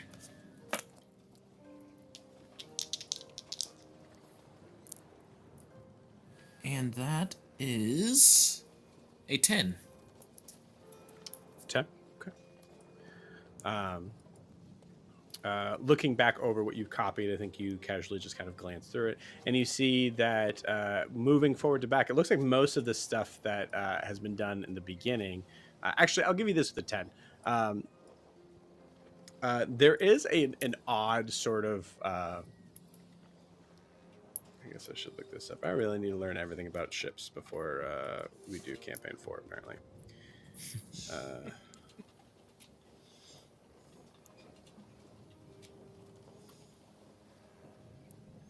Okay, cool.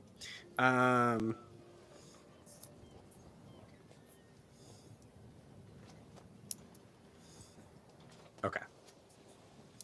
Good to know. There is this logbook is oddly thick, which tells you one of two things. Either there's been a lot of travel. It's like this thing has been in business for has been in hard business for a while, or this thing is old. But I will say, I don't know if you've ever had this job on a ship. What has Io's typical duties been in his nautical travels?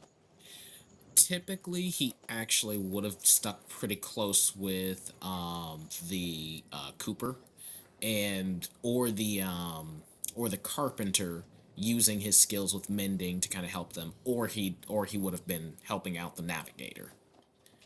Okay. All right. So do you think you spent a lot of time with the logbook stuff? It was probably the last thing he really wanted to do, just because of how tedious it is. Right. This He is probably so amazing pawned that at off a to certain his point. friends. At a certain point, Gwen and Io have definitely been given the wrong professions. Like they should have switched a while ago. That's so funny. But yeah, that's great. Okay, cool. So we'll say this.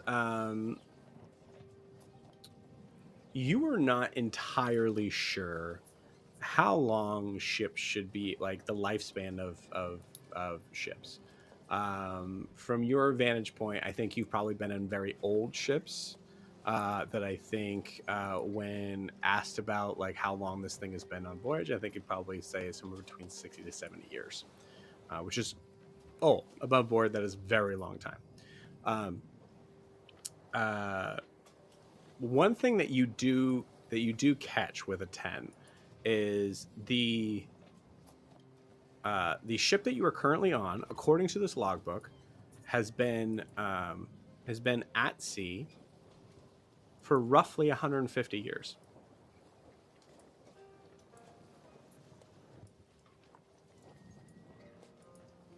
And that seems odd.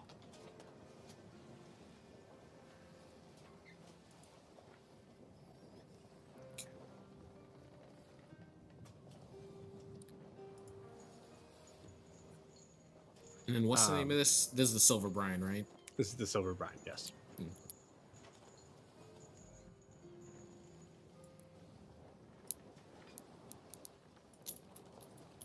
Okay. I think Io probably notes that somewhere, that this ship's been in operation like well beyond even what he would have postulated being operational, as well as what he talked about with Captain Boaz.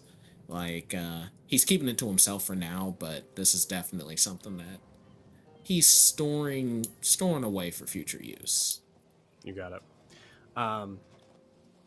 As you are collecting those things and just trying to make sure that you have everything kind of written down, I would say you get about maybe a third of the way through. You're probably gonna have to continue working on this throughout the rest of the day. This is a heavy job that was given to you. But I will say, to maneuver the scene out, you get distracted by a white paw on your hand. Okay. You I just see think, Neve just kind of looking up at you, just motionless, just kind of head cocked. You see the tails kind of just like flickering in the air. I'd say most of the time, whenever you see Neve, especially in a happy or playful mood, it almost seems like the tails themselves seem to be underwater. They're moving. They're very floaty.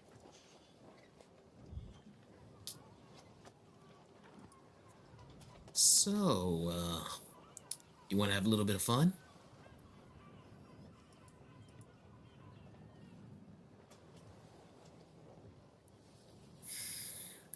Let's see here.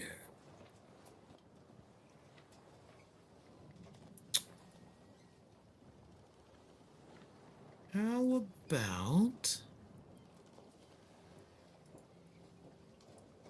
about you see how far that astrolabe can go? Pointing at one of the nautical measuring devices. Okay. Looks at it, touches it, disappears. Give me a perception check. Actually, I'm going to say, everybody give me a perception check. I'll roll for Nilani. I figure she just sent it to another dimension.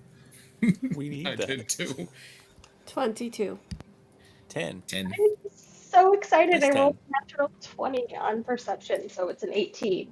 Yay! Awesome. I was going to actually, so that works. So the 22 and the 20. I'll say that works because I imagine, is Houston owl form or cat form? I think she would have taken time to put him back into cat form. Okay. Cool. With a nat 20, Gwen, are you are you at midship now at this point? Probably. Okay, cool. So as you are at midship, you hear a meow and a as you feel something kind of just purr between your legs. Oh yeah, she'll look down and scratch his head and say, "There you are." Jumps up to the like kind of like banister outside to the edge of the ship, and just kind of like walking along, and then looks out into the water. She'd follow the gaze out there. Okay. You see in the very far distance, probably maybe 500 feet off, you see a hovering. I'll say the nat 20. You see a hovering navigation tool, Oh, and in this moment, just falls into the water. Big splash. I'm not sure that's how navigation tools work, but I've never been on a ship before, so maybe they need to look under the water. Yeah. I think she'd go try to find Io because he is the navigator, and just say to go ask him Okay. what's going on. You got it. As you head off, Siobhan, you were still up in the ring. You heard that splash. You look over at that side and you see just the after effects of it. You see something touch the water 500 feet out. Could be a fish. Could be Grenlutla. You don't know. We don't know about Grenlutla yet, so. Yeah, it's true. Yeah. So probably a fish, I guess then. Yeah. You hear you hear a voice down below. Just goes. Anybody heard that? No. Okay. No, it's in your head. All in your head. Got it. And you see fingers once again scrubbing the deck. Pretty much the same spot that I'd say you left them in about maybe 4 hours ago. So. Seems about right. Yep. Sun directly beating down his head. It's a hat. Cool. Yeah, Io, you see Gwyn come in right when Neve just gets like nervous, looks up, sees Gwyn. Gwyn, you see Neve, but then you see Neve just. Are you two up to shenanigans? And then Io kind of does that eye darting thing. Are you in or out? I didn't see it. Neve reappears at that, like right behind Io's shoulder. Just Yeah. I think she's immediately distracted, probably either by the map on the wall or the cool report she's doing. oh, on the desk. Yeah, Yeah, absolutely. paperwork. She likes it. So, me and our little friend here want to cause just a little bit of chaos, and you want to go ahead and Um, help me Io, finish up this paperwork? Io, you have a bunch of earrings on your ears, right? Actually, no. My ears No. are usually not visible because of the horns and tentacles. Okay, so no ears. We'll say what's because I know there's a lot of collection up here. Yeah, on the headscarf, there would be like rings and stuff attached to the head wrap. Cool, awesome. You heard a poof on your head. That's what you heard. Oh, Oh, Gwen, you fully see one of the rings just disappeared. I wonder if it's going to join that navigational tool that's now at the bottom of the ocean, probably, or heading that way. I think he does that shocked touching of the feels it missing. Hey, You needed a new bottle there anyway. but that one was from Shaza. You remember Shaza?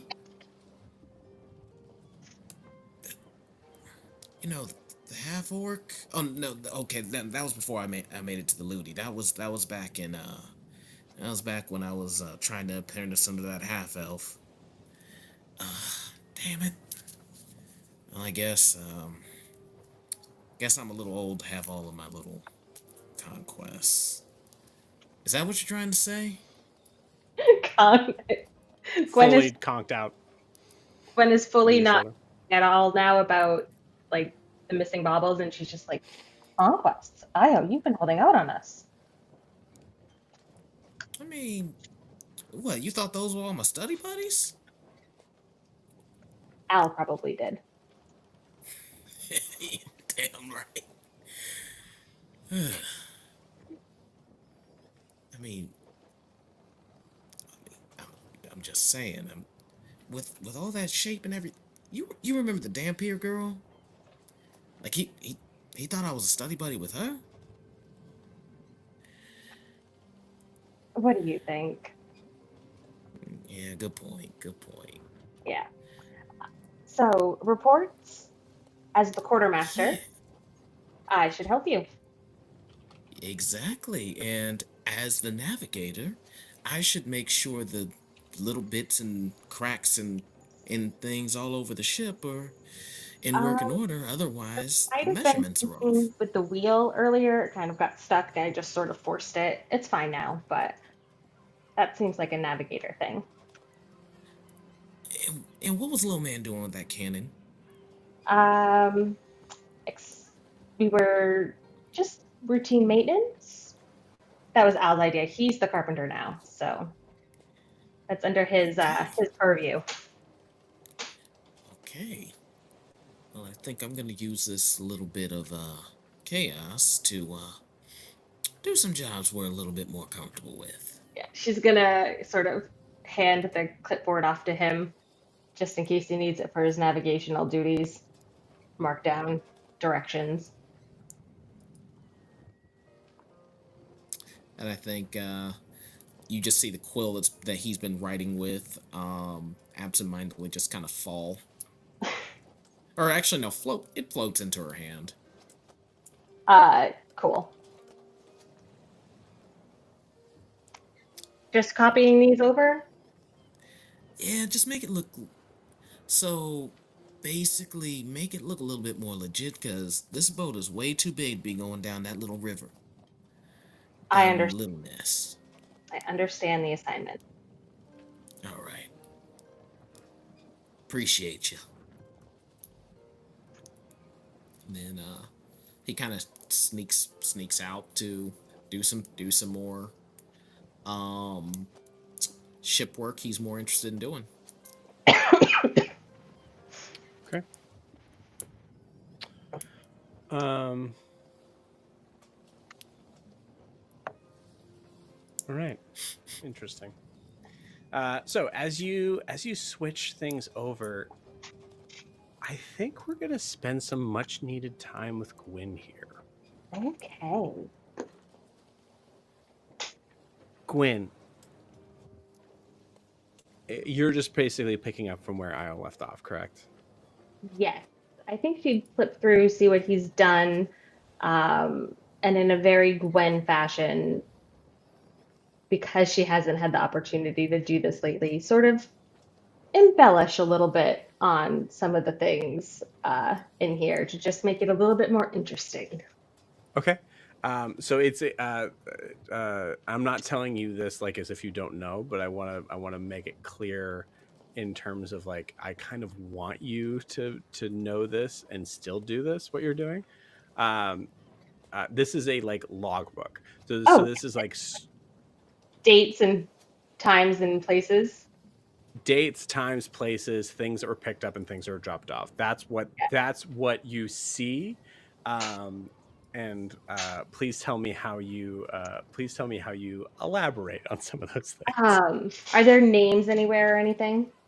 Like, bosun, Yeah, absolutely. Yeah, of course. like that. So just seeing who picks up what and who was doing which job, just sort of add in a few little spicy details between the crew members that are just sort of like footnotes of her imagining what might have happened when the transport was late, sort of thing. Okay. So just a little that doesn't really affect any of the details, but just makes it a little more interesting to read. Love it. I love that. Cool. Go ahead and give me an investigation check with advantage. Actually, I'm sorry. I'm going to say it's a straight roll because I think it would be disadvantage with the idea of like ship logs is not something that I don't think Gwen is And I familiar think with. as she's doing it, she's always looking for patterns connected to places she's interested in and times in history that she likes to study too. So that's just sort of stuff she looks at. That's so hysterical.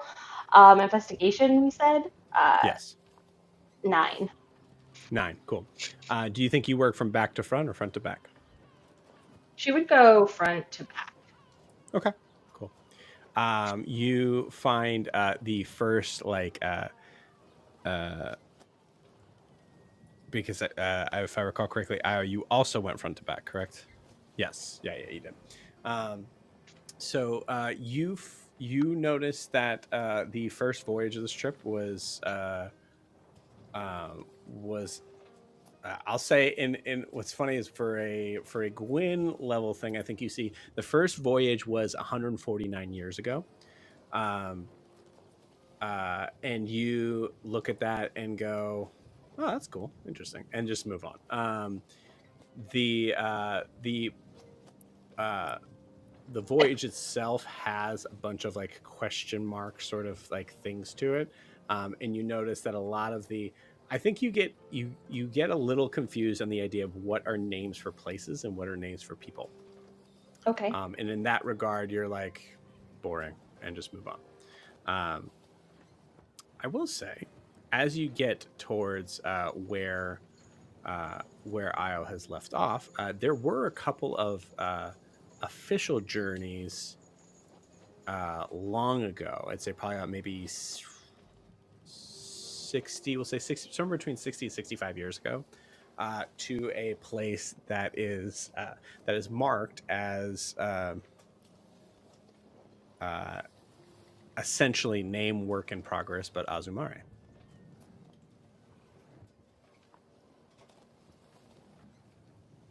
Okay. And I think that interests you for reasons we know. Yep, it sure does. So I think she probably does the best she can to just, record the things, make a couple connections between crew members that seem to be feuding on one voyage, not feuding on the next, that sort of thing. Not that there would be too much of that, but definitely paying attention to any references to Azumare going forward. Like, were there multiple trips there? Who ordered them? What were they doing there, delivering, that sort of stuff. Okay, interesting. Cool. I will say, and we'll say we could probably update this later. But I'll say for the sake of time, you don't recognize any of the names that are written in from the 60 years ago. Sure. I'll say that there's probably a couple of those that were made, and it looked like most of the supplies that were given were brought back and forth seemed to be heavy building materials. But as far as who signed off on what, I will say at one point, I would say, hold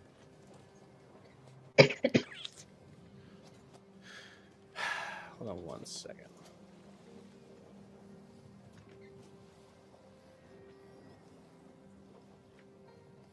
I'll say for the sake of time, unless it comes up to me right now.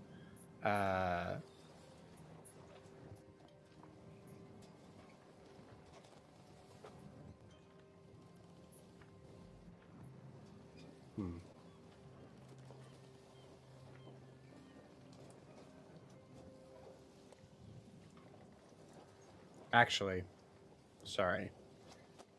60 years ago, you do see a name that I don't actually. I'm going to say, give me a history check. Ooh, that's pretty good. And I'm going to say, if your history check is really rough, I No, won't tell you what it is. He's good. Dirty 20. Oh, okay, great. You see a name that's written in 60 years ago that looked like they had signed off on building materials. The name Elisir. And for some reason, that name rings a bell.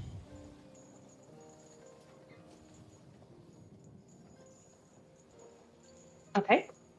I'll say for the sake of time for now, even with that dirty 20, you're not really sure. You just feel like it's something to do with one of your party members. But looking forward to it, I'd say you don't notice any other names. And I'll say Elisir was the only one that signed off on it. There's a couple other people that are there.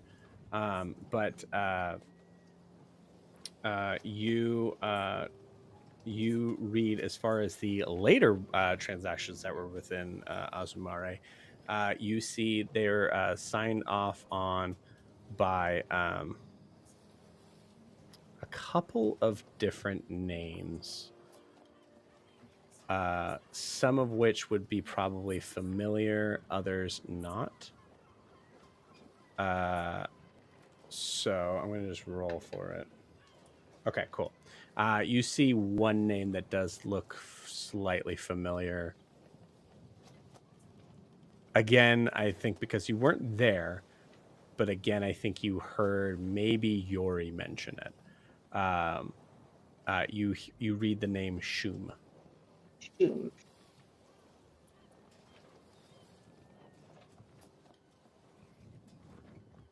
Alrighty. Okay.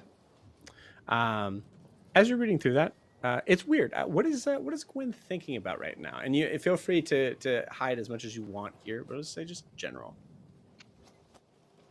I think she is mostly focused on the task at hand. It's a very good distraction from the past few days. And it's really because I feel like since her last visit to the librarian, she has been writing nightly, like little reports. But she's been doing her very best to give him what he wants, basically. And so it's been hard for her to sort of keep her own personality out of the reports that she's been sending. So they're very detailed, they're very good. I think she's even gone back to some stuff from Murakaba and expanded on it that she hadn't really done before. but it lacks any sort of unique voice. So I think she's having fun with the logbooks in a way that she hasn't been really in the past few days. So Okay. As you're the more you're focusing in on this, the more there's a level that seems to maybe shift from the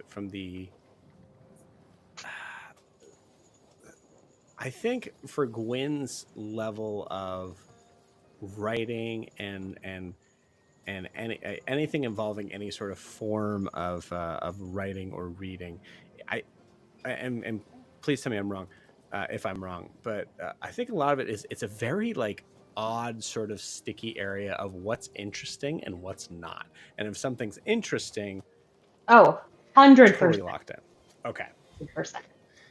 Um, Um, and I think sorry. there's a few instances where she wishes like it was more than just like names, dates, and list of items because she would really like to experience what's happening because it seems exciting in that point. But I'm thinking Yes. not like really sentences or paragraphs or anything. She can't actually go into any of these Right. entries. Mm-hmm. She's a little disappointed in that. She's I like, will "Why?" say, because I think on that you rolled it was either a 9 or what Yeah, have you on the specifics on that. So I think, yeah, with that, you don't see anything that's like enough to be like, oh, I can't be there.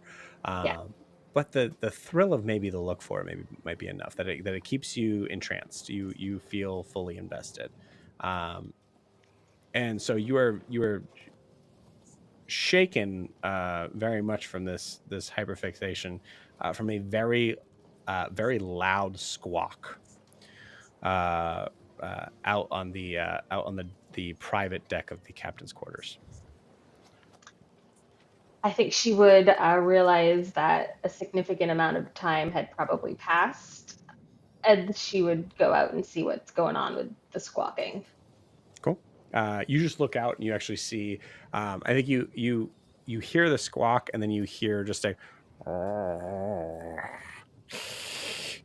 as you turn around and see Houston kind of peering up above the like sort of area where you have to actually kind of push the door open to kind of get under the deck, and you can see there's a very large looking raven hanging out on the back deck.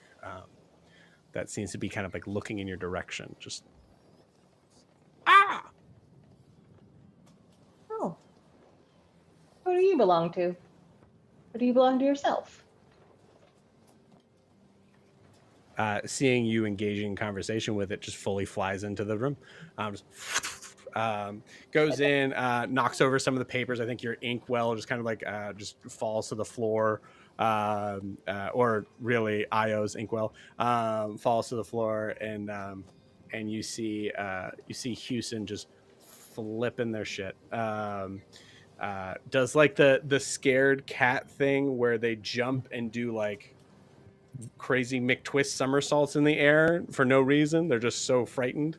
I think she was. Um, You are a demon cat from hell. I think you can handle it. ah! And you see at this point, as it is standing on the desk, probably smudging some of the ink of the pages you had been writing on.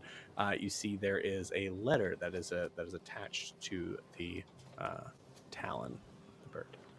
I think she would go and relieve the raven of the feather. I mean, of the letter. Of a feather. It's just to pull a feather out. She just pulls the feather right out. Yeah, let's go. This is what you get. The letter. Okay, cool. You unhook the leather from the raven, just goes, ah, and just fully just takes off. Doesn't seem to be expecting a reply. And you see, looking at the letter, you see that it is a sealed envelope that says, "For my ever evasive daughter." And with that, we're gonna go to 10-minute break. Oh boy. Mm, See you guys in 10 mm, minutes. mm. Fun. Yeah. Oh, see you guys in a minute.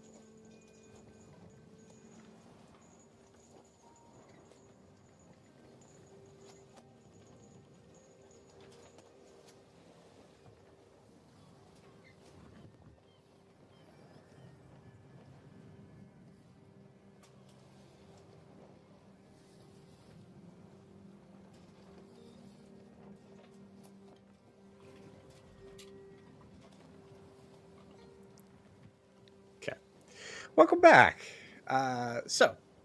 We are. Oh, well, that works because I don't know if we have just back fully, but I will say there she is. I'm going to say as Gwyn is reading this, I'm going to give kind of an open sort of format here. There's a. Um, you guys can feel free to find a space to converse, to role play, what have you. We'll say just kind of giving a general idea of where everybody is. Uh, Captain Boaz is at the helm, eventually realizing that there's been at least a half an hour where you've been sailing in the wrong direction. So that may or may not come up in roleplay. I will say at a certain point, I think later in the afternoon, you will see Fingers is standing on the deck of the ship looking out, facing the sun. Zephyr and Zimmer are also working on the rigging. I'll say probably on the stern side, as far away as they can be from most of the activity. Daphne has been will be found under deck, probably working with Gruff, or at least trying to seem busy with that. Yeah, and I think Donovan's just around, trying to look busy. I think that's it. So opening the floor. Whatever you guys want to do, feel free to jump in. Everyone except for Gwen. Gwen's busy. I just wanted to make a note that whenever Yori sees or bumps into Zimmer Zephyr, he gives a really deep bow and then sort of looks at them expectantly. And then also he keeps dropping things around them and asking them to pick it up for him.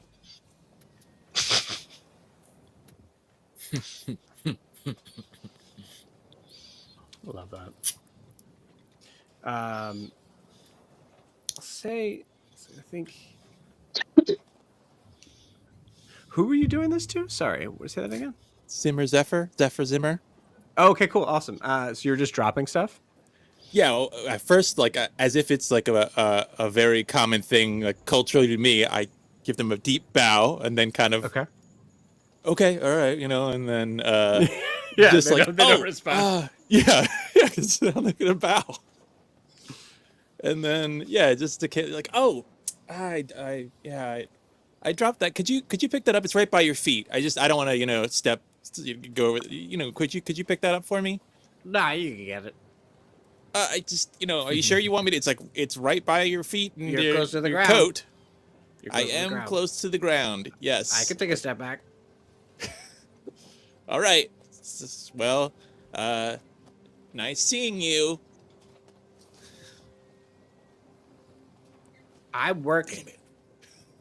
He walks away at that point. Okay. Give me a perception as you were. So it's kind of funny. As you were now like close to Zimmer Zephyr, give me a perception check. Or actually, I'm going to say this has to be an investigation check. Investigation. Okay. Much worse. That is a nat 1. I was wrong for a 0, by the way, because I have -1. That's just one person. You're pretty sure everybody. Actually, I think there's probably a part of you that you reckon like at some point in time there must have been understanding in the group that we're going to prank Yori. Is this too dark? Ooh, now I'm thinking about yours. Nope, we're going with it. Do you think this is a prank that everybody played on you? That this is actually one person? Okay. Yori's gonna turn around and kill everybody.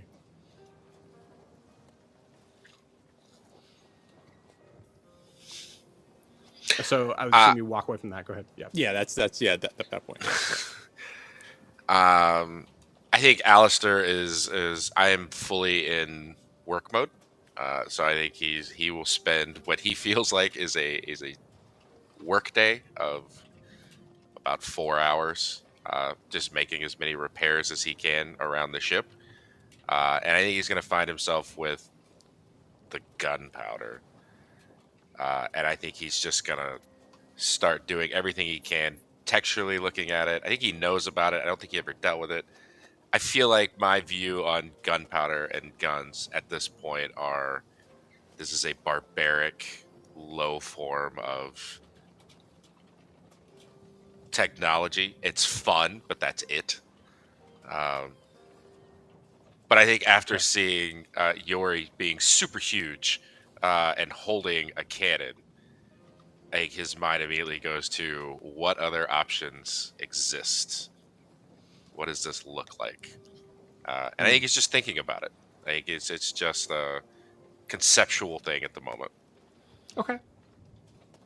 I think.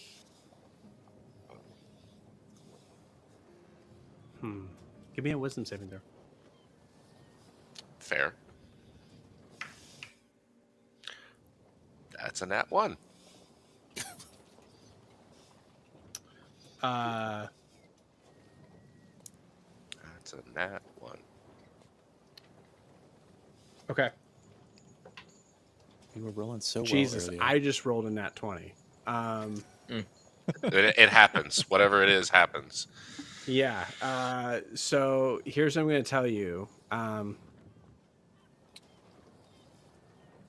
How are things been going between Alistair and Alistair?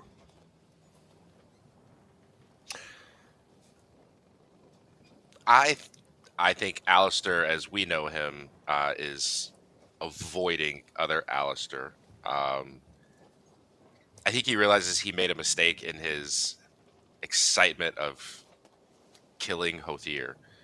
That he assumed that the other Alistair had manifested, but over time he's kind of realized that Hothier never existed before the explosion, but the other Alistair did.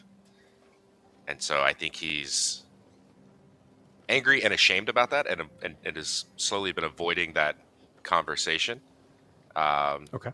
And he also knows the other Alistair's probably getting wore out trying to keep Hothier down. Cool. I'm going to say, for the sake of things right now, and I trust you, I feel like you can play that up. Remember, it's a nat 1 and I rolled a nat 20. But I will say, I personally don't think your other Alistair is within the same anger or resentment as how we had previously met him, right? For the rest of the evening, you are him. He's taken over. It is. I'll say it might even be accidental. You're not sure, but the other Alistair is certainly not going to go to great lengths to have you come back right now. Yeah, and then in that moment, that I think oh man.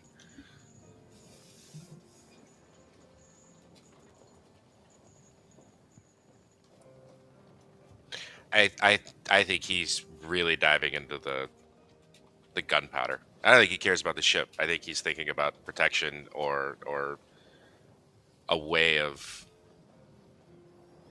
doing something the other Alistair isn't fond of. But this is I think this Alistair is very much a quick solution guy. Okay. What? The only thing I will say on this is that your other Alistair is also a very sensory person that really loves having senses. Being stuck under deck in a cramped area would probably not be where he works. No, I think he'd be in the front of the ship, like on the bow, I guess, in that little area. Okay. Absolutely, underneath the stars, all that. Yeah. Love it. Okay. Yeah, so if he's up on the top of the ship, I just feel like that's where Yori kind of spends like all his time, unless there's something specific for him to go down, or like there's a meal or something like that. Like him and Fenrir kind of just hang up there, sleep up there on the deck. But after today's like event, like if he sees Alistair go up and start doing stuff, like he's gonna go over, and probably Fenrir is gonna go over too, and just start kind of just go up to him and hey, what are you doing? And then just kind of touching stuff and what's this? And Uh, this is the they're powder, just- right? Yeah. I brought some up. I'm just looking at it. What? Have you ever seen this before? Do you know how it works? I know. I mean, I kind of I don't know really how it works. It smells a little bit like home, which is strange, but You said, remind me again where home was. it's near Araskar. It's in the mountains. It's near. There's a volcano if you go further into the mountains. Sulfur. And Yeah, there's sulfur. yeah, I mean, if that's the volcano, yeah, it kind of smells a little bit like, you know, when eggs go bad, it's kind of stinks a little bit. That's sulfur. You so the cannon today. How did when that fired? How did that feel? Oh, I think I got a bruise on my side. It pushed me back quite a lot. It was you know, I don't think I've felt anything really like it before. It's almost like getting hit with a like a huge hammer right in the side, a big sudden boom. You know, it was very strong. The whole time you're talking, I am taking extensive notes of everything you're saying. So if you had to do it again, what would you do differently? Would you hold it differently? Yeah, I mean, I think it would be nice to have something to hold it in, like I don't know, like I might wrap a, I don't know how to do any, like a cloth around it or something, or I don't know. There's what's the word? Like a sling, or something that helps me to I'll hold it. quickly sketch something out like this. Like Yeah, if yeah. you and like what would you like throw it over your shoulder? Do you think that would? What about that? So you said it pushed you back. Are you worried it would? Well, I think You know what? I need to be braced and kind of have it sitting more on the side where I could have it holding with the strap around, and then when it fires back, I could kind of move with it, or it won't be directly into. I just don't want the back of it to be into my body. Were you planning on sleeping tonight? I mean, I don't have to. Okay. And I'll start drawing out sketches. If you can help me get the materials, I could probably get something together for tomorrow's test. Sure. And yeah, anything you tell me to go get, I'll go. You know, I'll run and get. Very enthusiastic. Oh, awesome. Then, yeah, I think tonight Yori and I are gonna make a sling. The only thing I will say, I think while you're if I may, while you're writing everything down for Yori, Alistair, I'd like you to spend a spell slot for me, because I think what you're doing is you're watching Yori's eyes and everything about, you're intensely focusing on how Yori is explaining to you the feeling, and you cannot waste your time writing this down. You need to record everything, but you're wanting to be here as well. So you're not even sure exactly how you're doing this with either Alistair. You're having a pen doing all the work for you as you're watching him. So I think to the point. Yeah, I think at the same time, I think he's. I don't know how to say this without being creepy, so please just bear with me. I think he is, because I imagine Yori is miming this whole thing out as he's doing all this. I feel like Alistair is like touching you and seeing where like your stance is on everything, and just kind of mentally taking in, tactilely watching you. I think he's doing everything he can to be a part of what you're doing. Like you're getting the feeling he wishes it was him. Yeah, but also I think like, yeah, Jory is just, this is the most Alistair has included him and like worked with him and been like talking to him and excited, and so to a certain extent, like, I don't know if he thinks about it as like, oh, this is other Alistair, or just like he's really excited to be a part of something. And also, he stays up all night, which is technically a level of exhaustion for him because he doesn't have the whole not sleep thing. So that'll be fun for ability checks tomorrow. Yeah. I think we probably spent way too long going through all this. I will repeatedly ask you questions over and over. Yeah, I think you see your you're going to give me an insight check, please.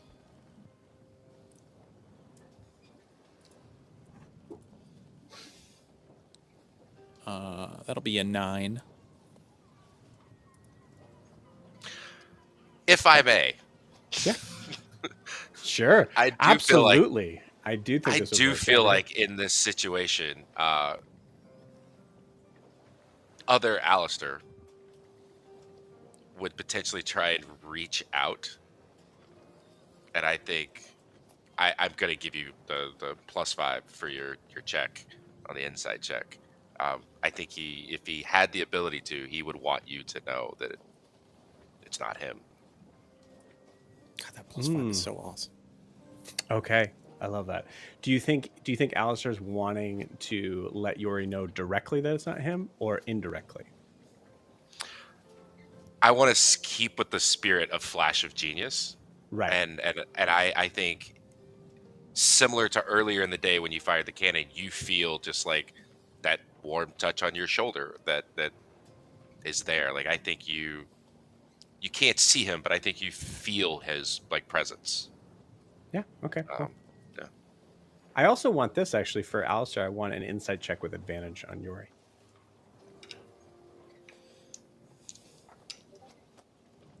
Oh.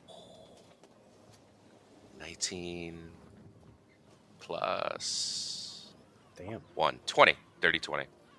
20. Cool. So we'll handle Yori's insight of you first. What did Yori get? 14 total. Yeah. 14. Okay, cool. Oh yeah, math. Thank you. Yori, you get the feeling it's not going to be in time for what is coming here, but you get the feeling that this Alistair seems a little off in the way that he's making direct eye contact. He is seemingly very interested in your emotions with a 14 because it's not a 15 in your emotions in general. You get the feeling that Alistair is either inebriated in some way or you're not talking to the same Alistair. Yeah, I mean, he knows that there is another. He's even asked for the other one to come out before. So right. But before you do anything action wise, though, I need you to tell me something. And I know this is forceful and may feel a little. Clinton rolled really well. I need you to tell me something deep that Yori has been feeling lately.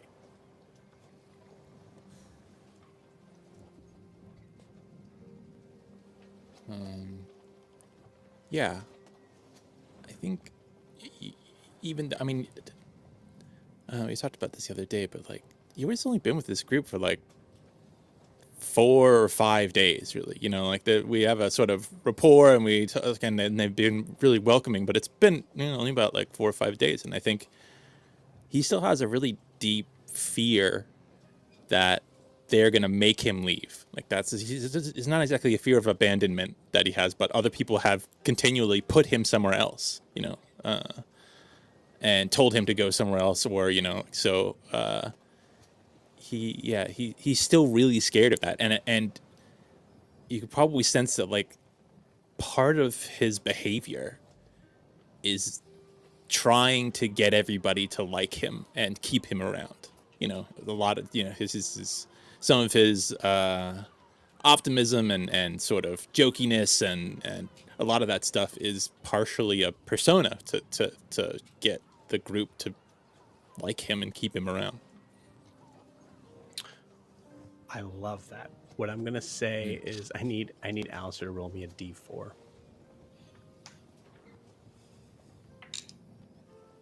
It's a 4.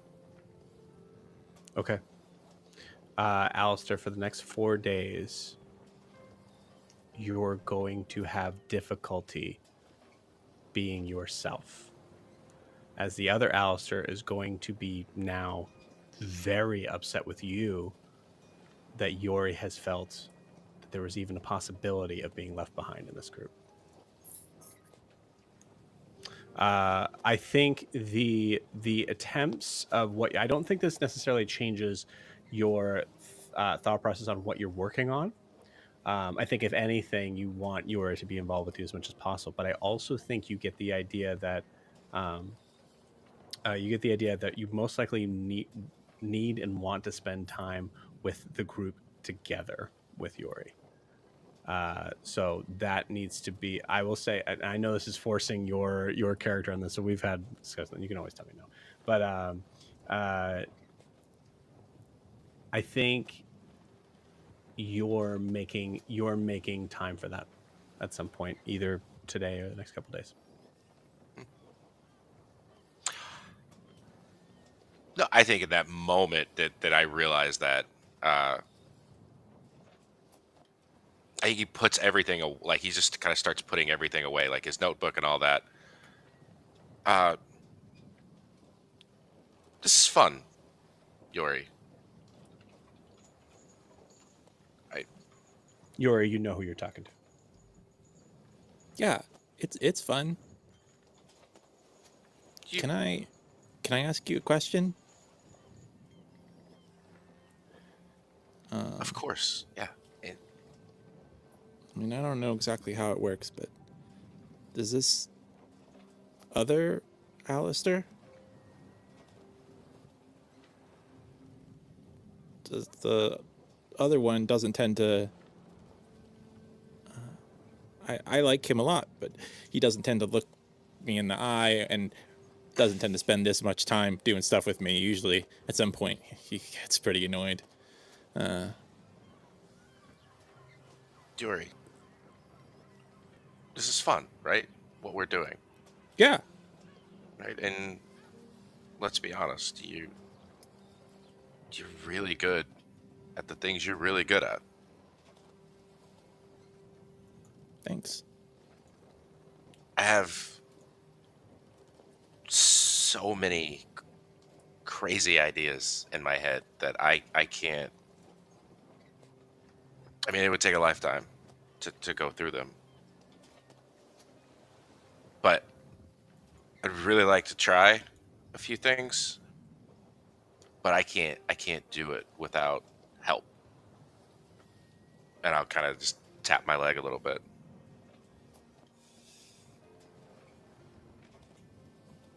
As long as you're willing to help me out, I could use someone who can swing a hammer like you do. I can do that.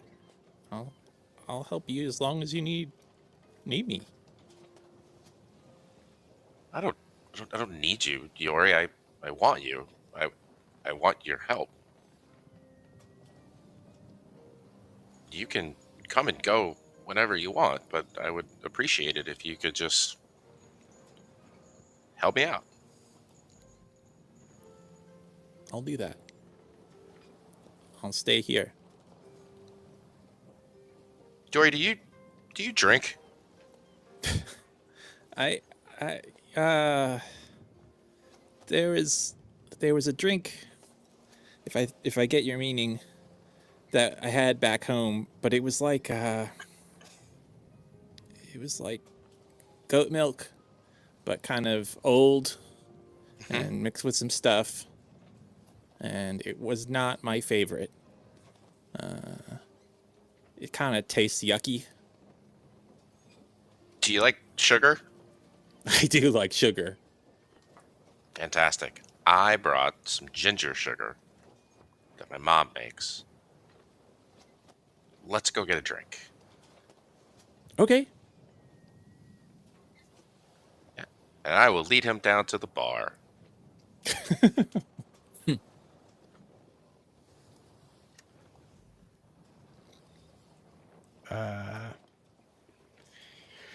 Oh, we already did a 10-minute break, right? Whew, okay. I'm sorry. Damn, no, that was good. That was good. I have a lot to discuss after this. Cool. Siobhan, I would say it's been a minute. You've now seen Iho coming out. God damn, guys, that was really good. You saw Io come out, and actually, we'll say Io. Where are you heading? Where are you? I mean, I heard that the wheel is stuck or messed up on Okay, the helm, so that's where I'm heading. cool. Yeah, I'll say for the sake of brevity, so you come up to the helm to go and try to like help it, to like kind of like fix stuff. And actually, there's a couple things that should be happening here, so we'll role play this in a minute. You hear Captain Boaz going, okay, so I don't understand. You were telling me that we were going the same direction as how you held it before, correct? And Donovan's like, yes. So you told me to just keep it, and I said west. Do you remember me saying west? I remember you saying to keep it straight. Oh my gosh! All right. Yes, Mr. Io, how can I help you? Actually, I'm here to help you. Then I go down You were to helping me, inspect the wheel. sir. You were helping me Yeah, before. that's handled. I heard there were some issues with the helm here. You're done already? Um, Not necessarily done. More like making sure everything's handled. I'm kind of an efficient worker. It's on track to be done before sunset. Give me a deception check. All right. That is a 10. Okay. And that's a 19. Oof. Mr. Io, I gave you a specific job. As far as anything with the wheel, I can handle that here.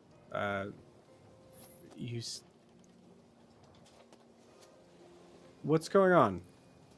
I mean, I heard the wheel was stuck. If the wheel's stuck, Wheel's how are we fine. gonna get from point A to point B? I'll say actually in this moment, you oh man, yeah, because he's angry at this point. So you feel him like turn the wheel like as hard as he can. You actually hear like a thump, thump, thump every time it kind of comes around. So there is like a heavy spot there, but he turns, grabs it. You can feel the entire like large ship starts to kind of shift over slightly. Everybody in whatever scene is going on is going to feel that shift and have to catch things to kind of hold on. And then comes back, pulls it back up, and says, "See, it's fine, Mr. Io. If you could please just, if someone could do their job. Sorry, I would really." There's okay. I understand exactly what you're saying. That helm ain't fixed, but I'll go back to what I was working on. Thank you. No problem, Captain. And as you come back down the stairs, Siobhan, you clock Io. You definitely felt like you had to like hold on as you were like swinging for a second. As you came back down, you see that Io is walking away from the captain who must have made that crazy move.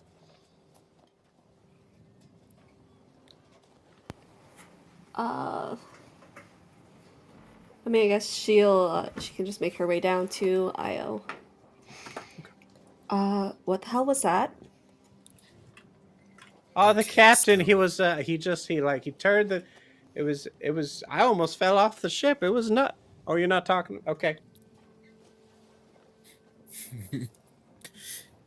And then at the point where Kara says that, telepathically Io says, Okay, so you can keep a secret, right? I mean, you kind of run the business of keeping secrets, right? Yes. So they got this book, um, and I got Gwen helping me out with helping him forge it. You gon' like this. So I don't know what they were using, but the dates for for the logs are way off. Like it, I don't know. Like it's I making gotta stop trips. you there. You're not talking about this in the middle of the ship above deck, are He you? said telepathically. Oh, Telepathically. telepathically. Okay, I'm so Mhm. sorry. I Yes. missed that. I apologize. I No, do think no in this problem. moment, Fingers has like looked away from staring at the sun to look back at you guys just staring at each other. Kiss, I kiss, kiss, kiss, kiss. Siobhan's gonna give him the meanest mean mug she can. Fight, fight. Fingers. She's giving Fingers the mean mug, I know. not Io. I know, but he's definitely not getting it. Like he's like either you're kissing or fighting. You're just staring at each other. I don't know what's going on here. Okay, yeah, all right. I'll just go back to what I was doing. So, yeah. Anyway, literally, I think his grandma or something had a smuggling operation, something going on, like making trips down the river, and you know this thing can't fit down no river. Says it's been in service for like 150 years. Just between you and me, I put Gwen on it because I thought she might be able to figure out something about this. 'Cause honestly, it was getting way too boring for my ass. Hmm. Well, she does like books and stuff, so she's probably the best one to do that. Yeah. Well, you hear anything about the Silver Brine and anything with any of the work you guys do? Have I, Joe? Mm-mm. No, I would say. I mean, looking at the logbook, the Silver Brine's definitely made port in Dair's Wharf, but Hundreds of ship do probably every hundreds week. of ship So do 100%. And also, I will say this, Siobhan, it is not surprising that you haven't heard about the Silver Brine, uh, because judging that most of the work that I was talking about is not has not been done in Dair's Wharf specifically. hmm Um, there's a level of recognizing that if there was any sort of connection between Dair's Wharf and the ship, you don't shit where you eat. hmm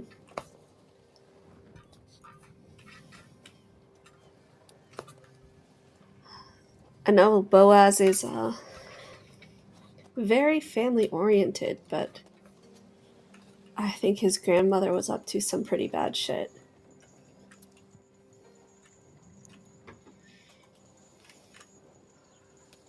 Yeah.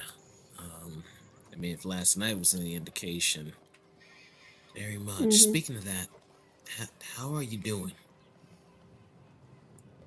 Fine. How Yeah. about you?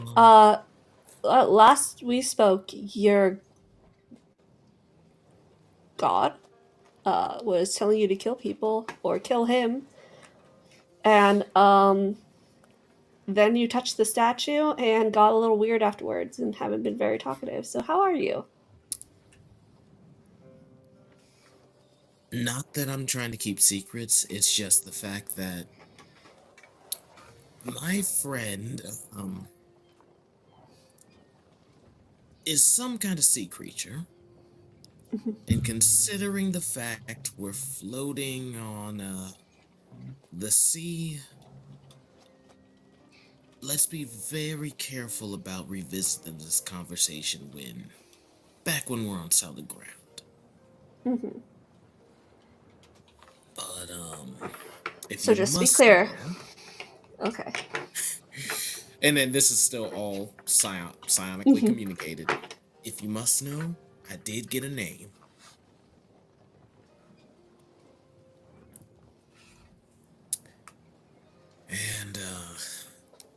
Ugh, a warning. But more details when we run ashore. Okay. A warning. Hey guys. Just to be clear. I'm sorry. You Yeah. guys just gonna keep? Hey, fingers. We're all gonna get together and get a drink downstairs. So if Okay. you could just keep everybody else Oh. out of the. Yep, not you. Even other Alistair's like, nope. Yeah. I have boundaries. That's so good. Okay, yeah. All right. Whenever you two decide to stop staring at, we're having fun. Yori's gonna get a drink with us. Yeah. I'm sorry, you guys. A drink. 14 and a half year old drinking? Alistair?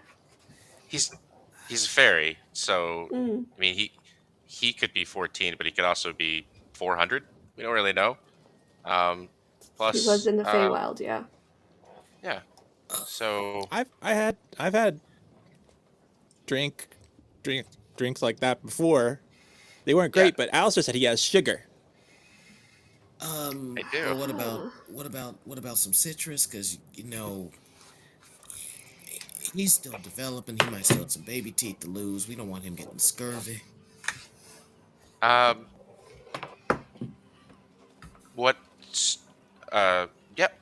Skirt. We'll put citrus juice in there. You know what? Yeah. I've never done it with the citrus juice. We could do that. That would be great. Do you know where the quartermaster is at? Talking about. I thought you were the quartermaster.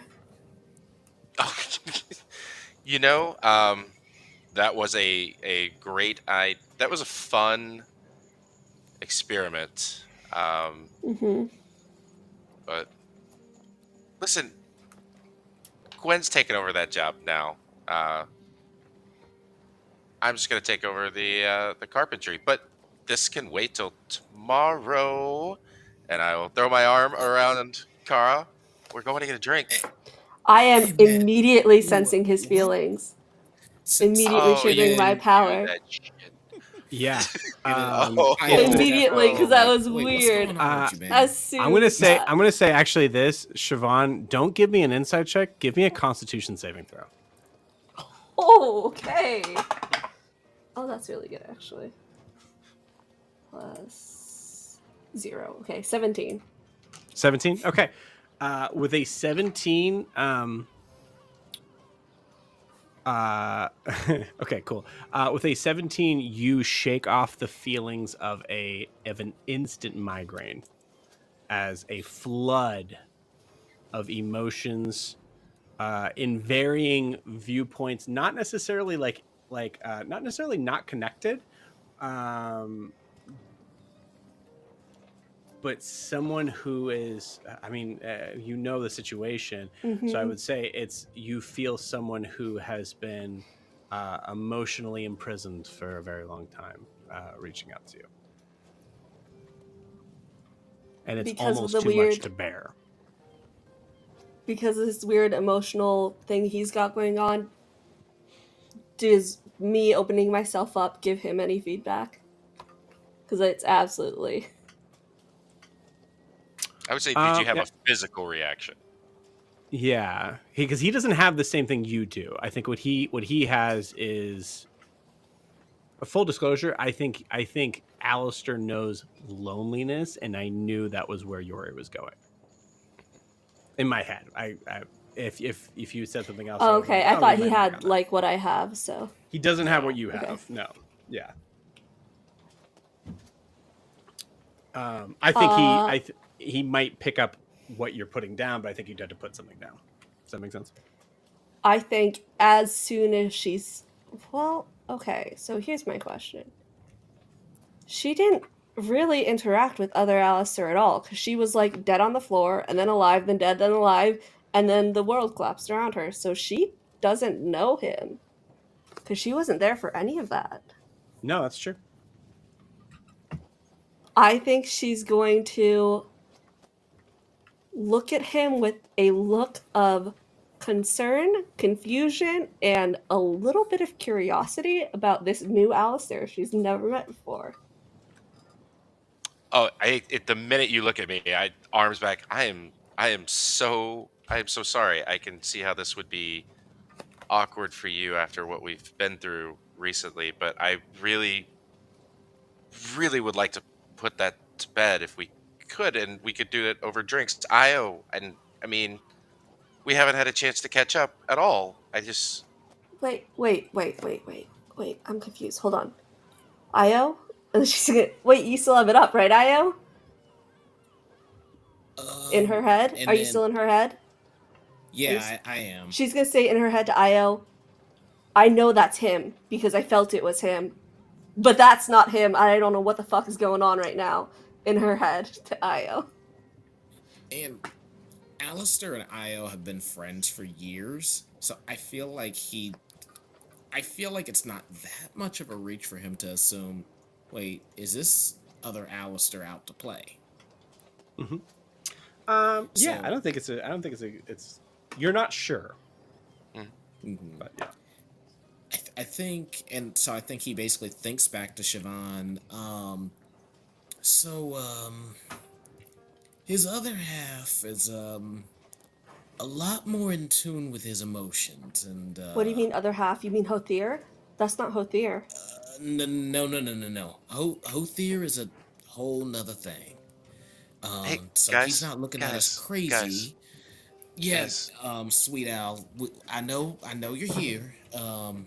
Me and Shiv were just doing that thing where you exchange glances and you know all of what you're saying.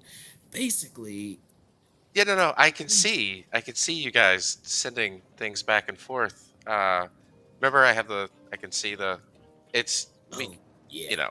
So but I was just, if you guys want me to leave, I will leave. No, But wait. I mean, I think it would No, be man. again amazing, Yori, and I really want to Io, and then I will pull out my bottle of absinthe. I listen.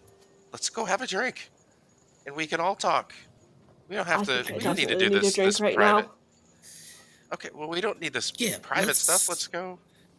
Let's go have a drink, but Let's go. maybe Where's- something a little lighter. Maybe something a little lighter for little man. He's not.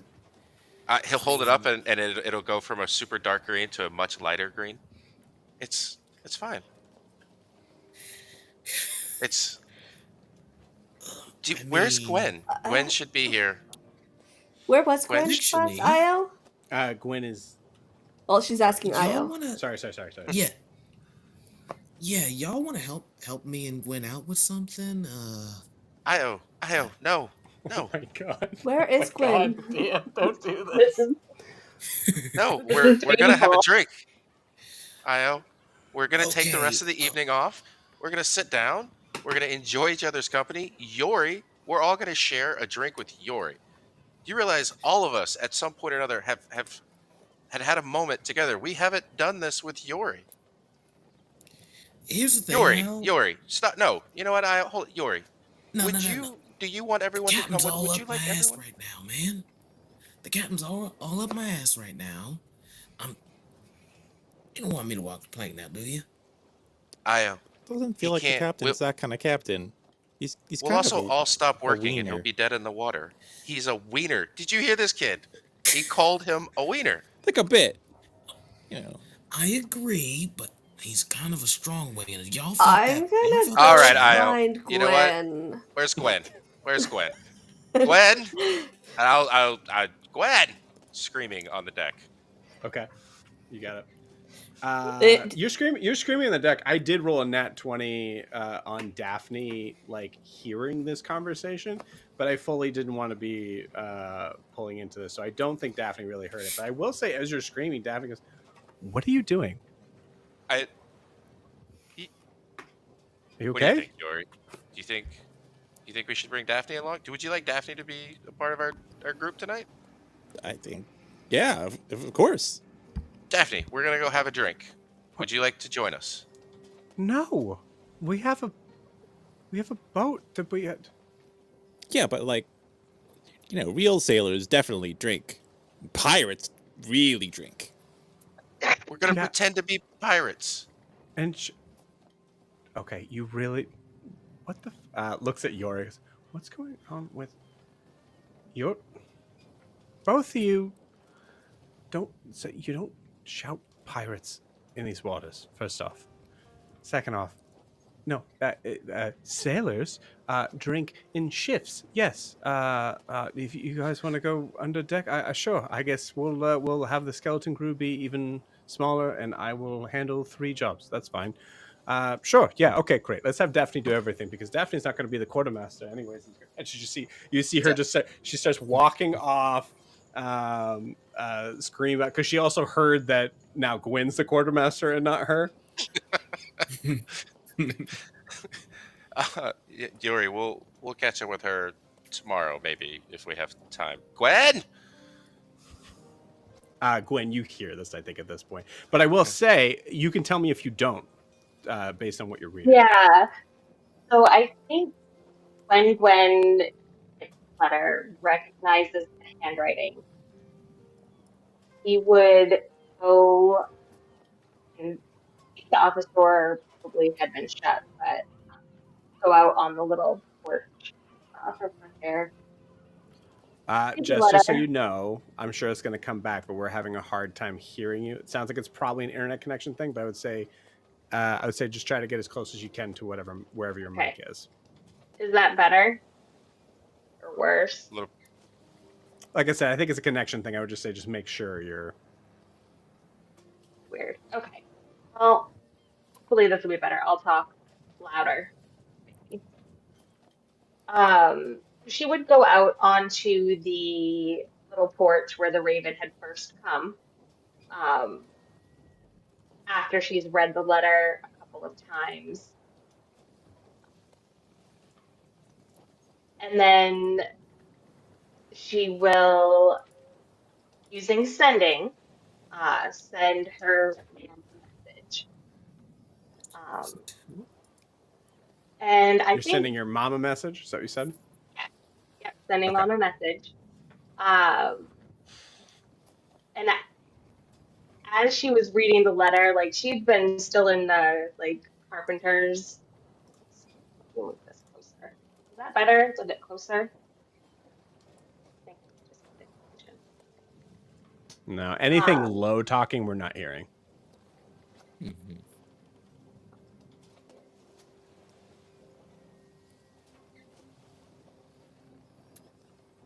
All right. So she's going to. I don't think that's the mic. I think that's the issue. Yep, no problem. We'll say as we're trying to fix that issue, we'll say Siobhan, you see the interaction with Daphne and Alistair for a second, and I'll say actually also Daphne because I think Siobhan, you're not that far away, right? No, I don't imagine she went far. Yeah. So actually, I think Daphne will just kind of come right up to you. I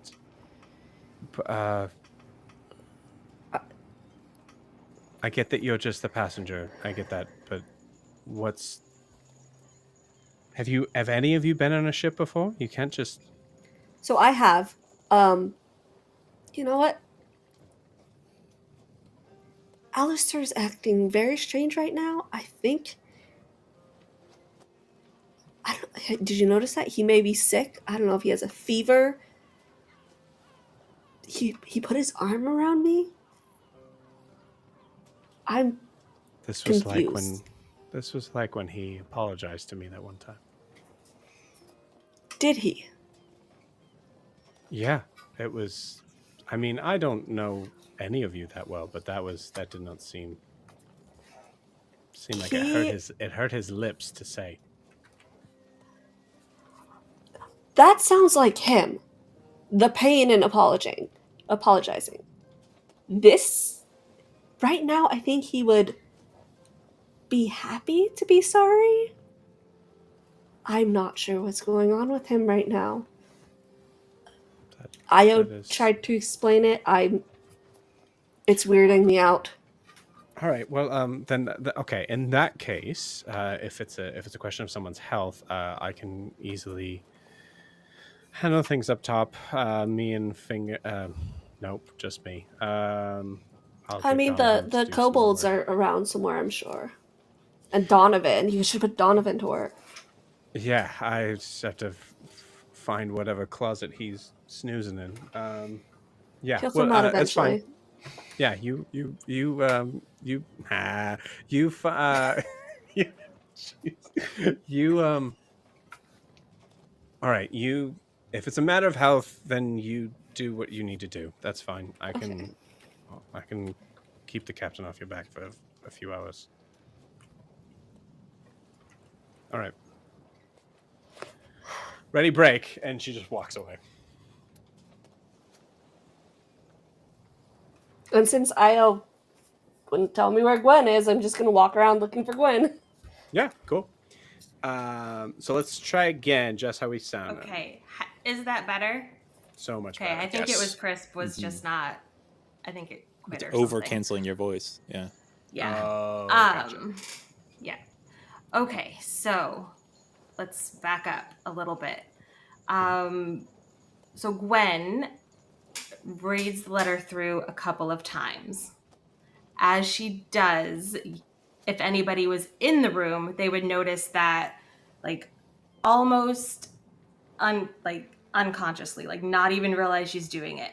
Her carpenter's uniform turns into like, she dresses nicely typically, but this is like 2 steps above what she would normally do.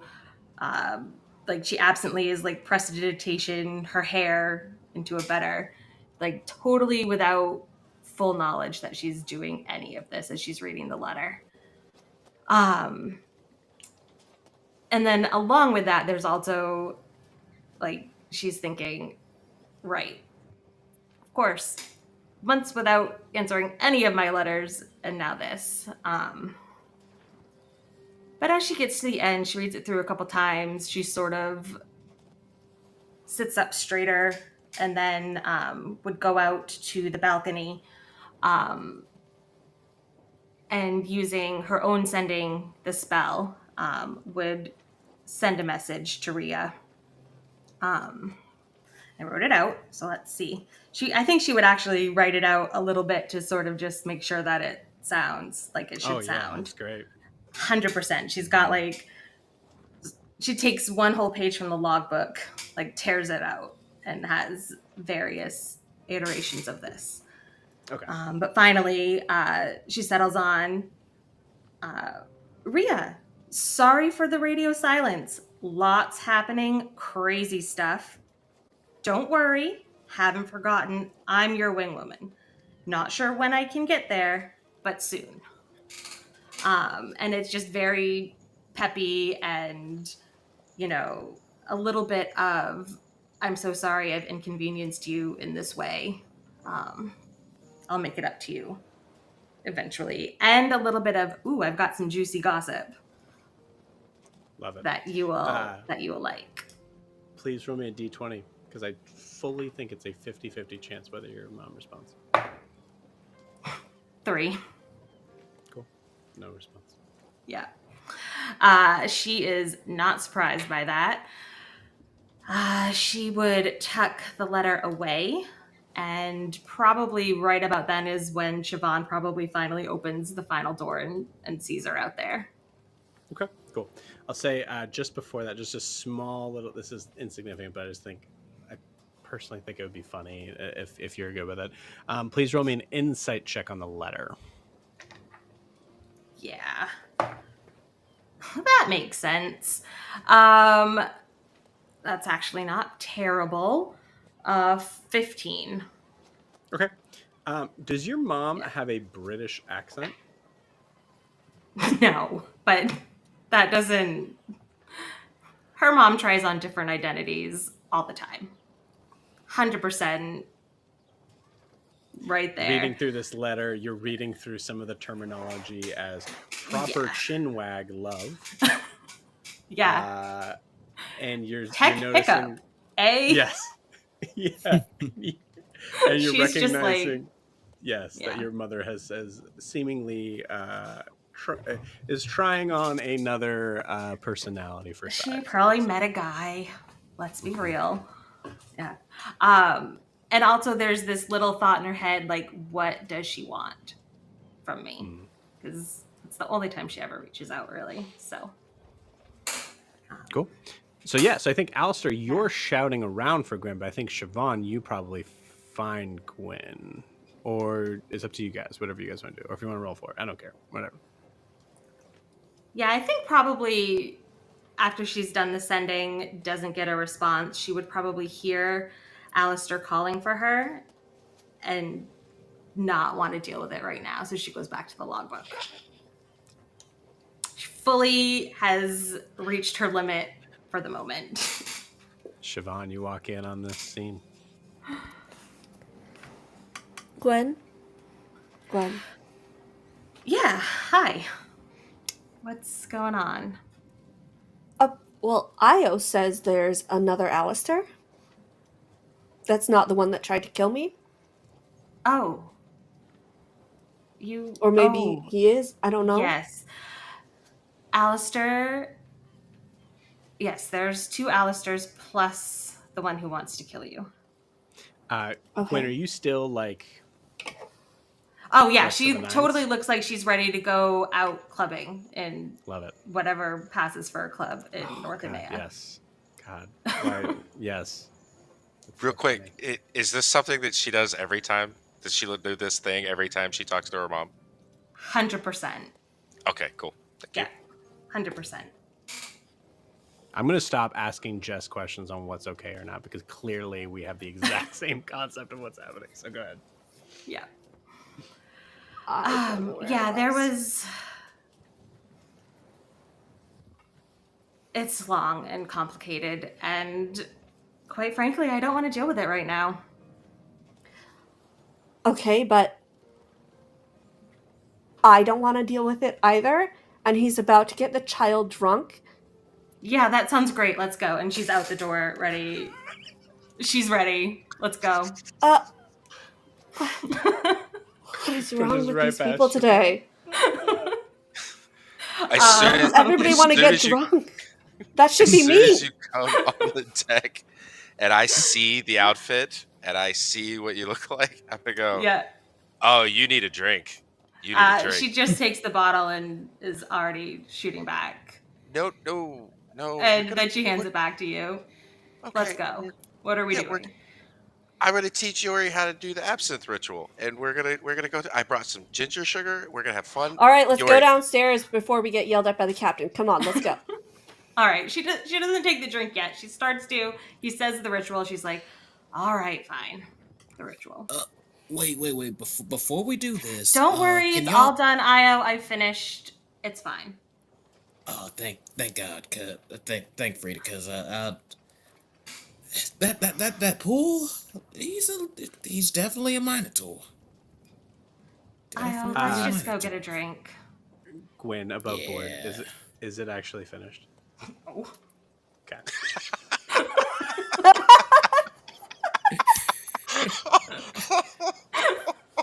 Oh no. Jess Sounds and like I a are sharing tomorrow the problem. same freaking mug right now. Same It's so brain good. today. So good.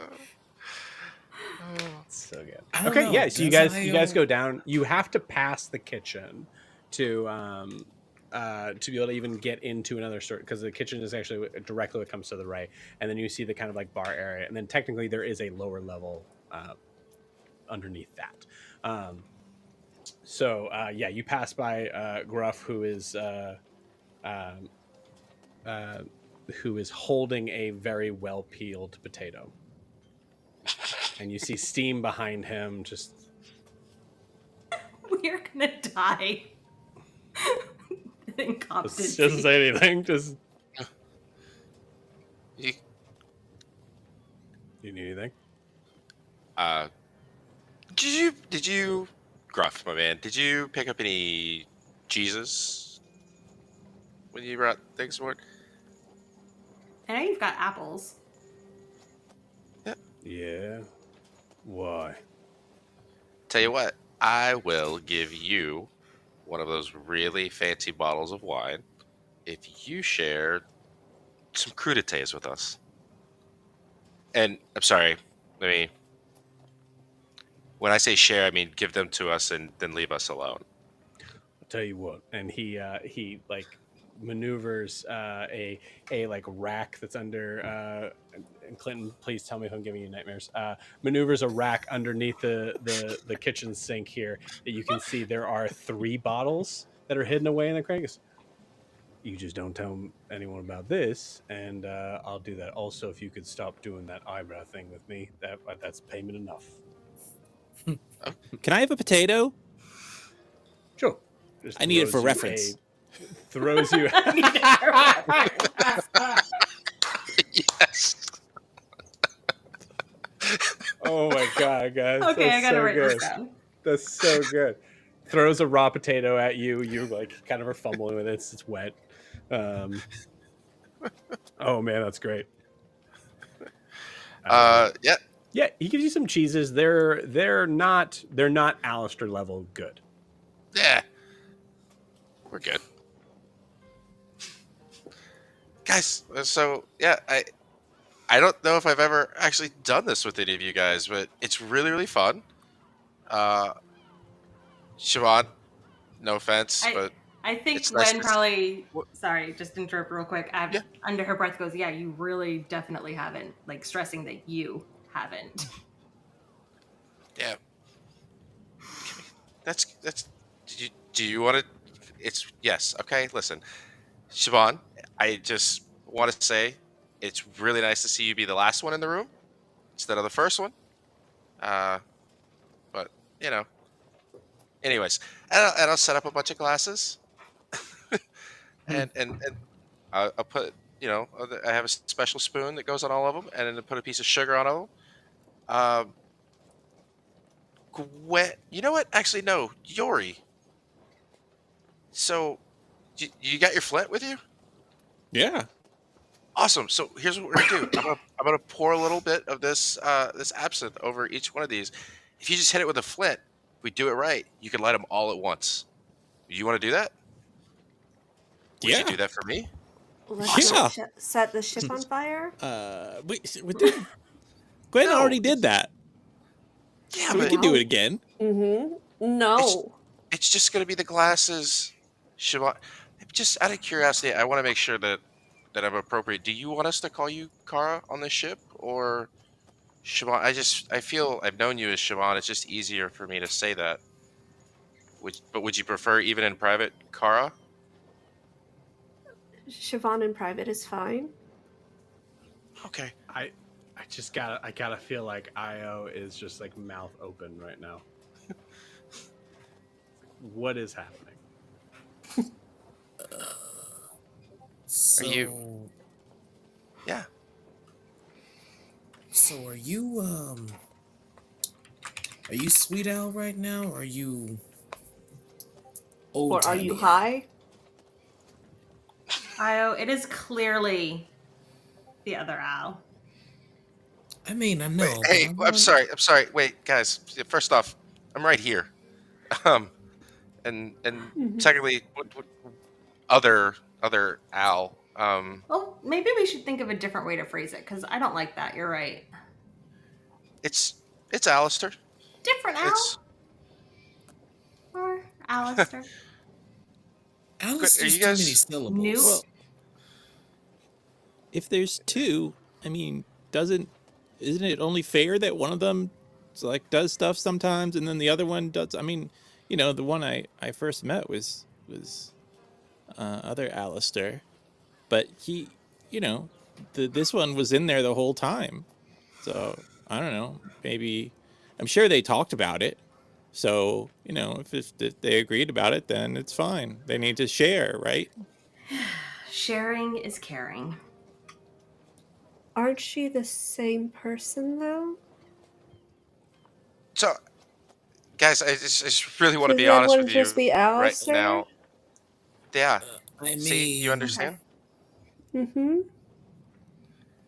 I mean, Think would I you guys do. like to have a good time? Would you guys like to enjoy each other's company? I mean, let's think about the last month we've been together. We've nearly died, almost died. As he's talking, Io's just moving closer and closer into his face and just staring at his eyes. Yes. Are they different colors?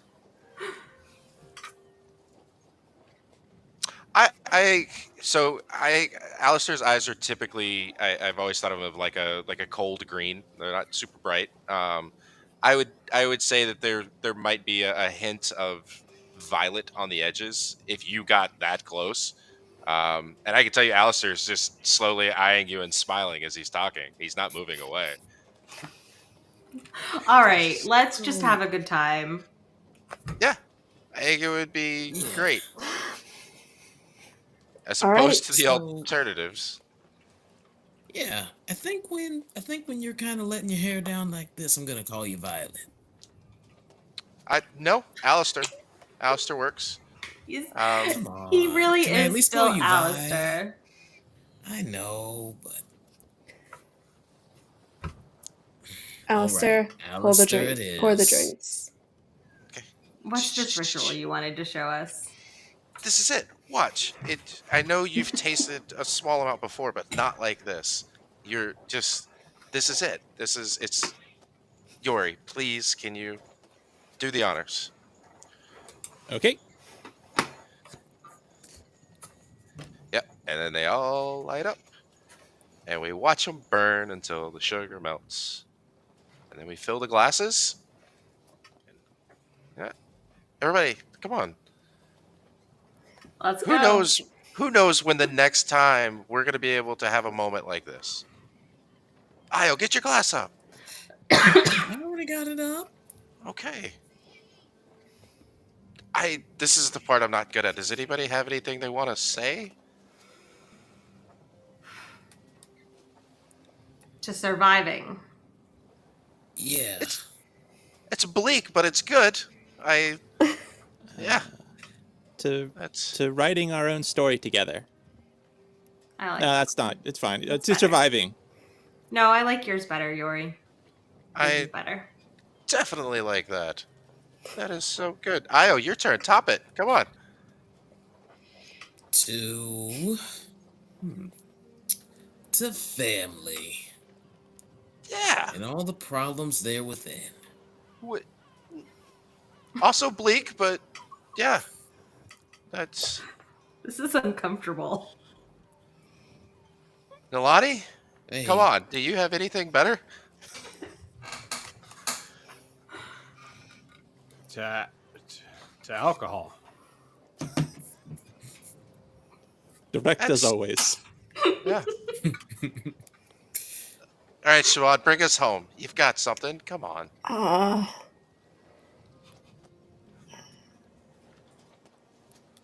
I think they covered it all.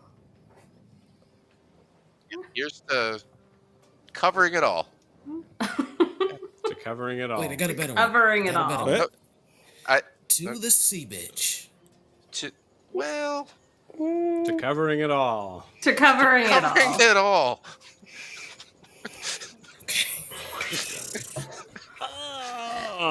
I thought you said that was sugar. That was It not was- sugar. Okay. Well, you don't have to do it again, but thank you for doing it. I'm sorry. It was good, but I was expecting. You said it was sugar. Well, maybe 2 cubes next time. I don't know. We can. I'll tell you what. Every time we fire the cannon, we'll add a cube of sugar and see if that helps. Okay. It tastes like burning. That is accurate, yes. Yes, That's it how it's is. supposed to taste. That's how you know it's working, little man. It'll put hair on your chest. Or in my case, calcium. I don't think I can grow hair on my chest. Anyway, So, Gwen, I can't help but notice that you're ready for a night in Ariscar. And I think she looked down and noticed for the first time, because let's be real, with her perception, she did not notice before. And it just goes back to a more general version of what you would typically see. Sad face. Maybe soon. We have a lot of stuff to do first.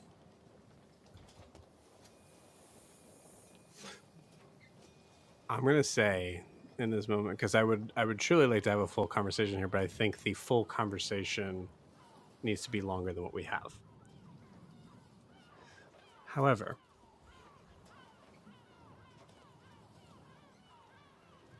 we're not done.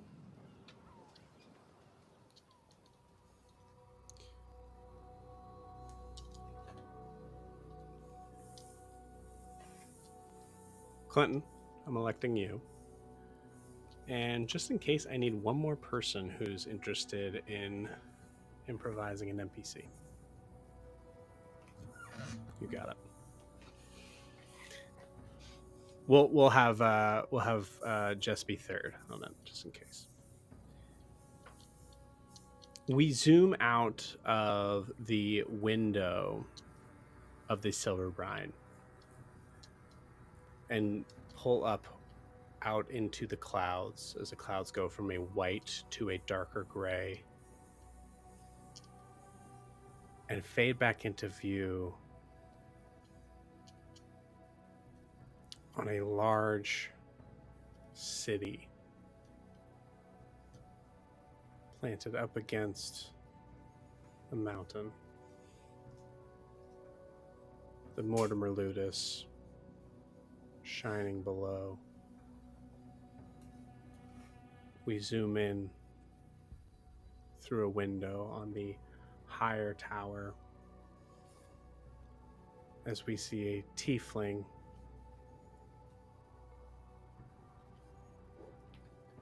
in black, dressed in black, holding a book in his hands and holding a quilt to it. Clinton, you're going to play Dr. Kestrel.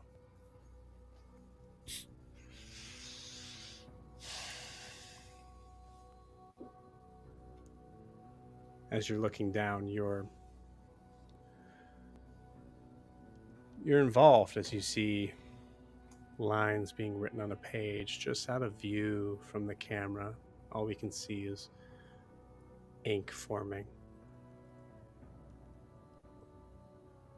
You hear a younger voice call out, "Professor Kestrel?"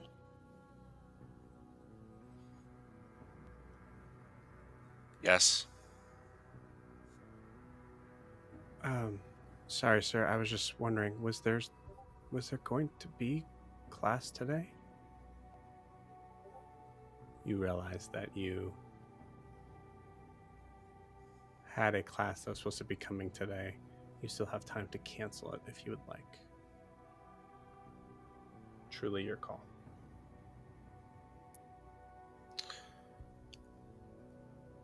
Not really feeling well today. If you could post a note on the door, I don't think we'll be having class.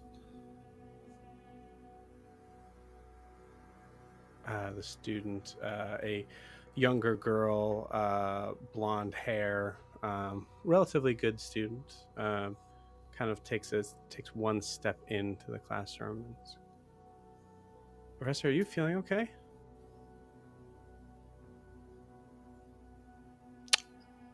Did I not make myself clear? I'm not feeling well. Sorry. Yes, sir. Okay. What did you want? I'll figure it out. Okay. Sorry. Closes the door.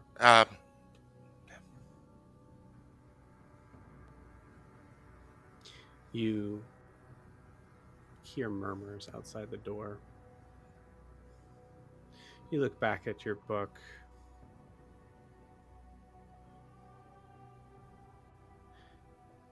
And you're just about to write a response. You have your quill dipped in ink on the page, and you can see there's a black dot forming as you're trying to think of the words to say. The door opens. You instinctively think it's another student. There's no class today. Please do not bother me again. Kiki, I need you to play a very tricky character as Grincelli Mortimer, the co-owner of the school, is in the doorway.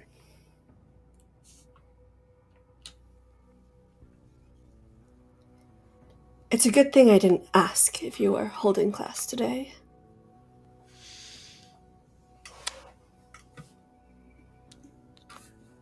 Grincelli, what do I owe the pleasure of this visit today? This is outside of your comfort zone, Grincelli. Your control is level to the entire school. However, you don't find this to be the best place to talk.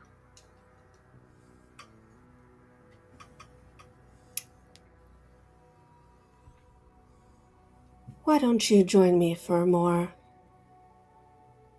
intimate conversation where there's not all these prying eyes and students around? But of course. And I'll turn around and put away all of my writing utensils into I'm assuming, a drawer that I can lock and make a show of. No? You can certainly do so. I'm going to say, Grincelli, you specifically want him to be bringing something. Something that you know. Don't leave the notebook. I think we need discussions regarding that.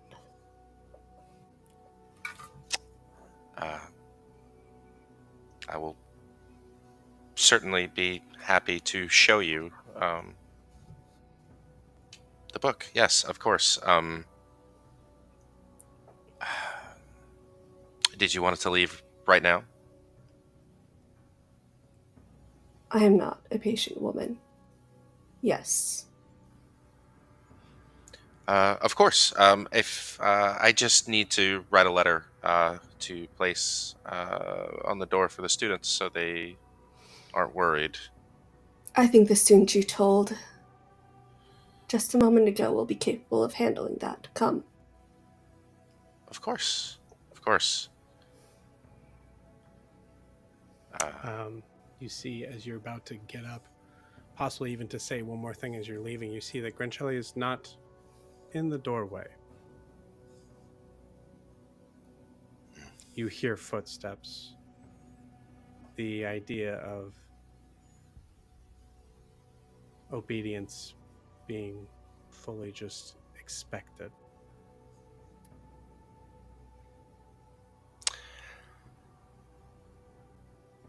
I 100% imagine that I have this person of interest in my pocket at this moment. Grincelli is very powerful. I know exactly how far behind her I can be without being disrespectful. I will be a half step behind that because I know she'll notice that and see it, but it's not enough to be outright disrespectful, just slow.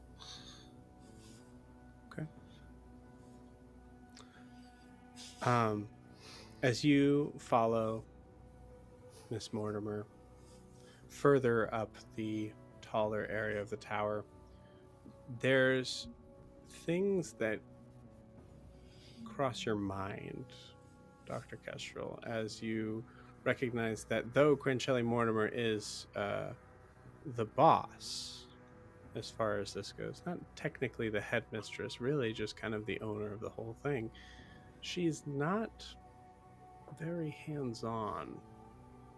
Actually, in a lot of ways, you rarely see her. There was something that you were going to write in the book, and you were stopped because you had heard word that today there was an incident where most of Imea heard a voice and no one in the Mortimer Ludus heard it.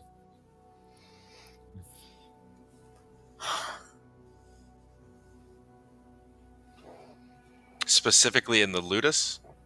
In the Ludus. Or, okay. Not all of Eriscar, just the Ludus itself.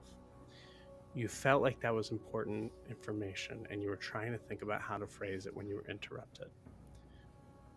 As Miss Mortimer is walking up the tower, I need either. I'm going to say this. You don't have his character sheet.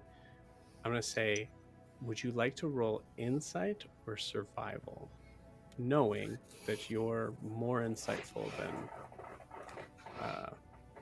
someone who would be understanding of directions?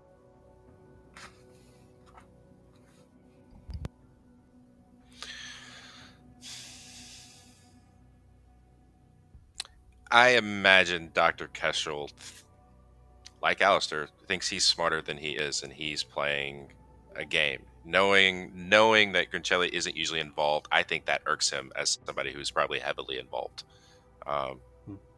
So yeah, insight. I think he's insight all the way.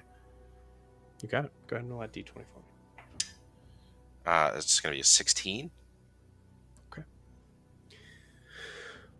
What you perceive from the motions of Miss Mortimer is that this is someone who you are pressed to admit to yourself scares you. You are a prestigious professor in the assumedly only school in Imea, and the things that you study, you assume that you are the guy. You are the top of that. What you know of Grincelli Mortimer is that this is someone who is very powerful, and it's very hard to pin the dangerous claims of violence that you have heard. The family itself is a mystery. They don't come from nobility. They're not an old family.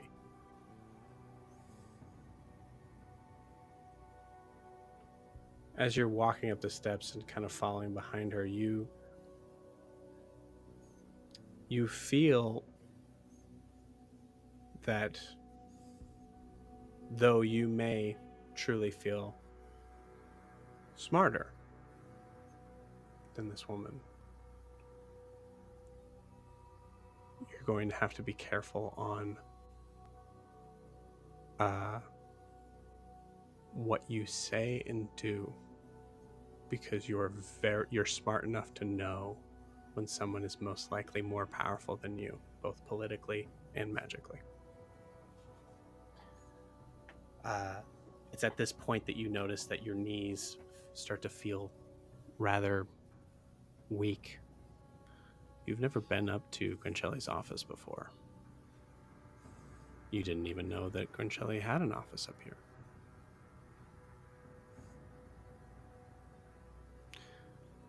Come to a doorway.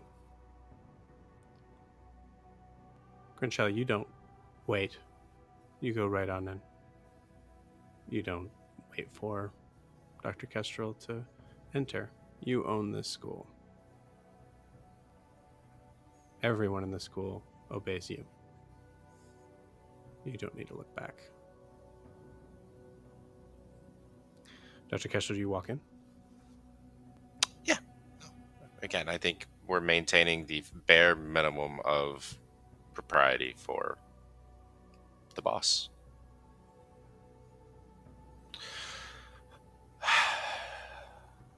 This is, I've never been here before. It's quite a view.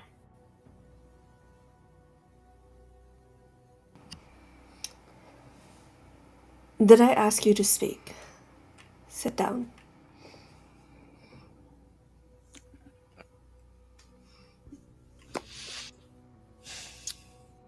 Where is your book? I think I have it pressed between my arms, crossed. You got it.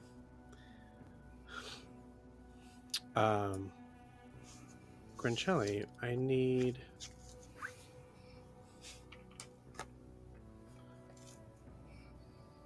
a d20 roll.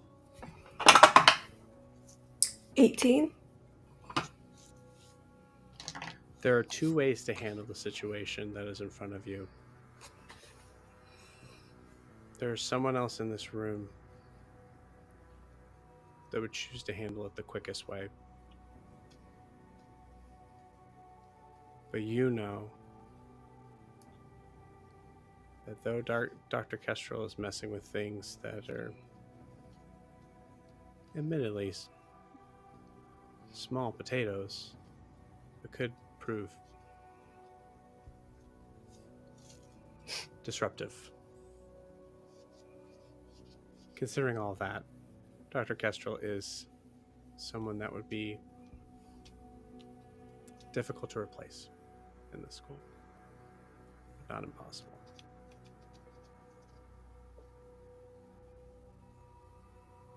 You know, I'm going to say with this, you know everything that Kiki knows about this book.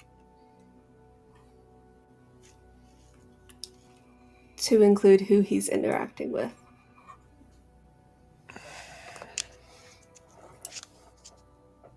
And I don't want him to have it, or I want it for myself. You want it. And I will say, I'll give you this. It's not necessarily exactly who is on the receiving end as far as the person, but it's definitely the group. Mm-hmm.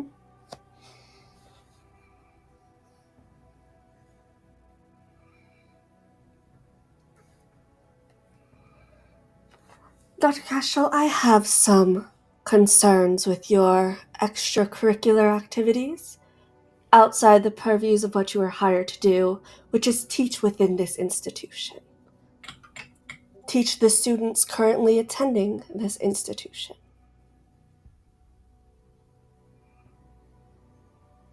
Am I to assume that my employment at this Ludus also determines my free time?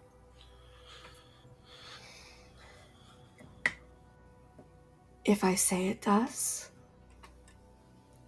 Your employment at the Ludus does also entail your interactions with alumni.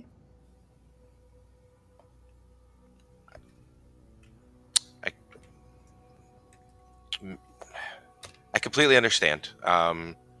I just feel, and definitely will take your lead on this, that any successes by any of the students or faculty here at the Ludus would only raise the prestige of the Ludus.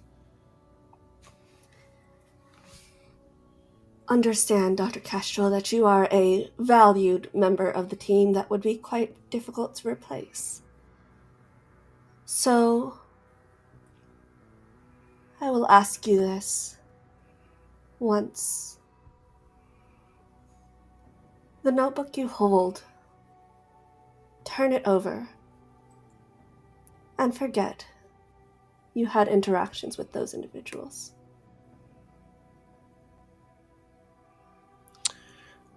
As you wish, but I But have direct access to a group of individuals. There are a number of things that they're doing that are themselves. We're losing an opportunity to see something we may never see again. And I've created a rapport with them. I understand that you're the boss, but I've created a relationship with one of them, and if I could continue that, again, the prestige of this school would vastly improve. Think of the favors that you could get. Think of the Dr. Kestrel, I'll stop you right there.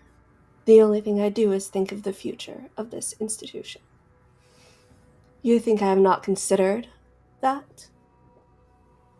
You are a fantastic instructor here. But perhaps these individuals need someone of higher status to be guiding them towards prestige. And I do not believe that is you. Perception check, Quincelli. D20. 14. There's a clock, like a grandfather clock, that is behind, that is near to the wall, the entrance that you have. You see the clock itself, the second hand, start back to the top.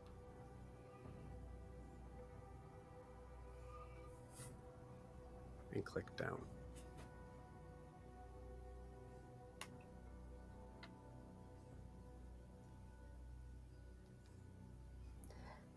I told you I would ask only once. You know your option.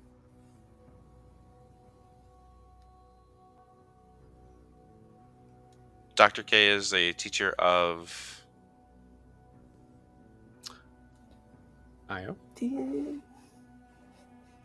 I have Fey, potions, and anything that will be known about fiends. Specifically fiends.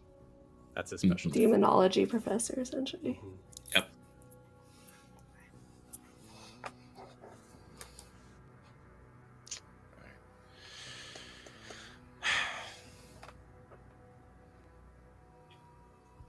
All I ask is that you let me continue this relationship with this individual. I've spent years cultivating it, and anyone that we know would not be capable of deceiving this young man. I will go through you and let you know when I'm contacted. You can edit my responses. Dr. Castro, have I not made myself clear, or are you not an intelligent enough individual to understand what I have asked?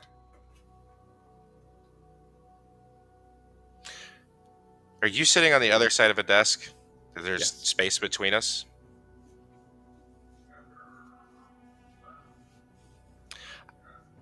I will take the notebook and set it on the edge of the desk and open it to the page where I was at, so that she can see it. In that moment, as we're sitting across and eyes are looking down on it, can I write what I wanted to write before I was interrupted? Do you want to try? I do. I want to just be natural to the point where even if the response is, what is this person doing? It buys me another 2 seconds to write what I'm writing. It's not going to be a roll. It's going to be a choice. Okay. Yes, I want to do that. Okay. You pull a quill out of your robe. Put a hand down. The dot that you had at the beginning of the page, you start to put something underneath it. You're about to write a word, and you feel cold. You can't move. Your body is frozen in place. Your eyes glued to the page.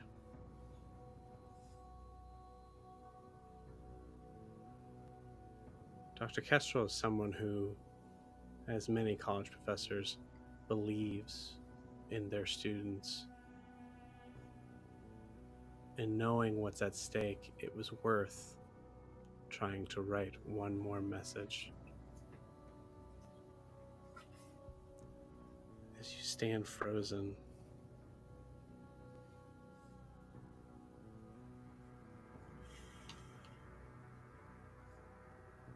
You try to put all of your weight forward to try to get something out.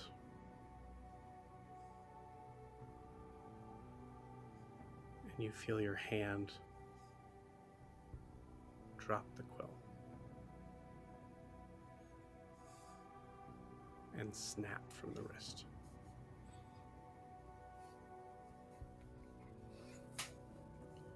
Grinchella, you see this and let out a big sigh. Now, Dr. Kestrel. I thought you knew better.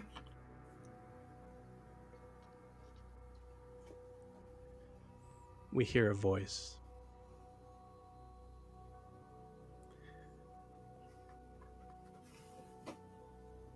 Okay.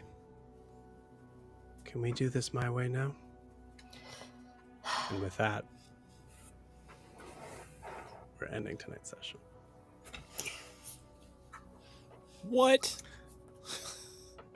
We'll see y'all next week. Oh my gosh, bye.